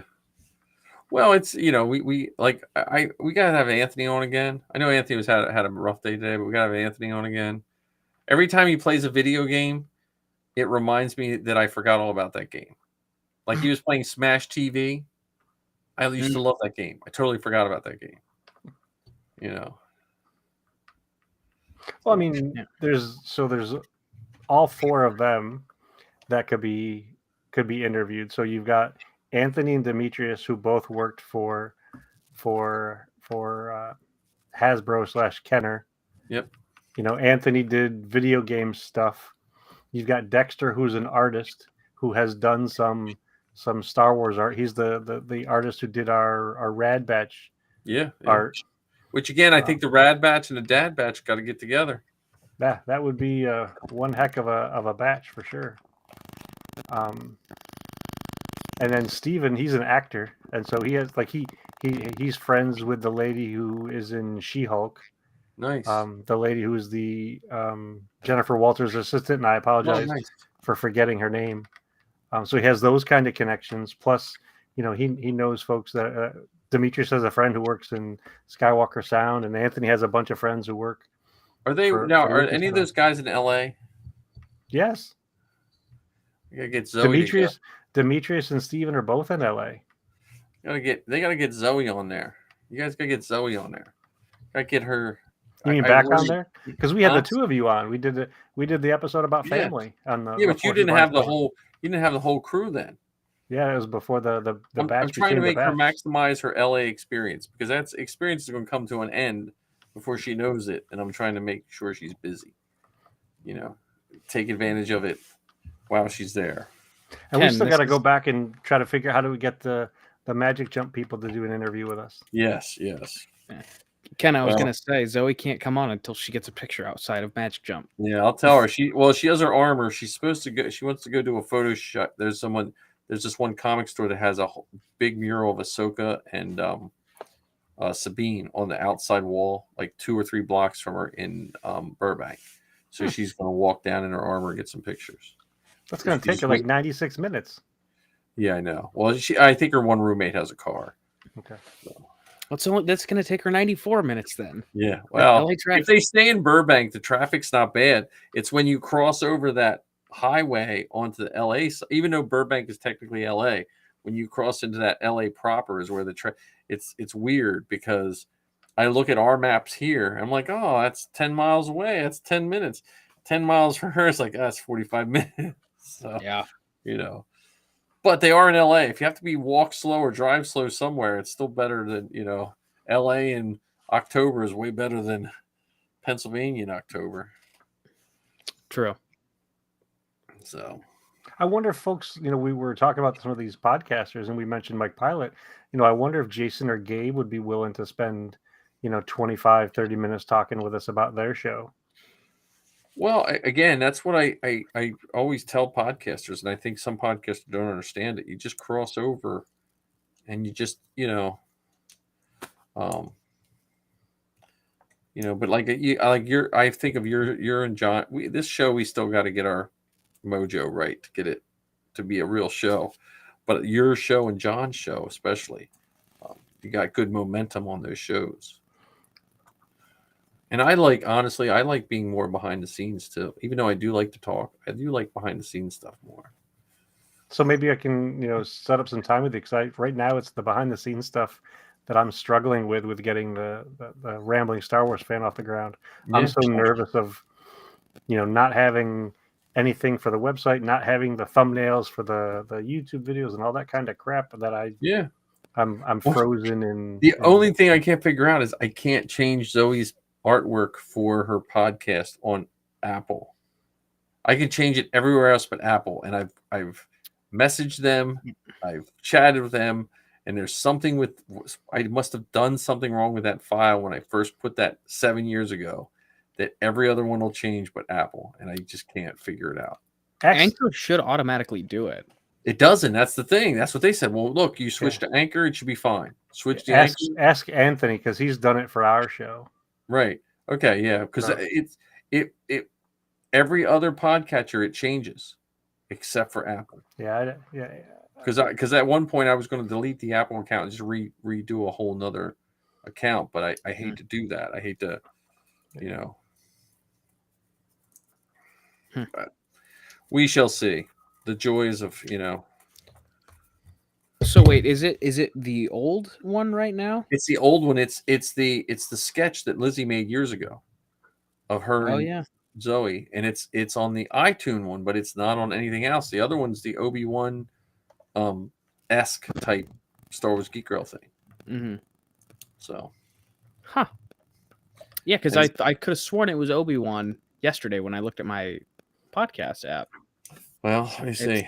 It's not. I just checked. Yeah, it's still the old one, and it just I don't know why, and it's only iTunes. It's not iTunes anymore.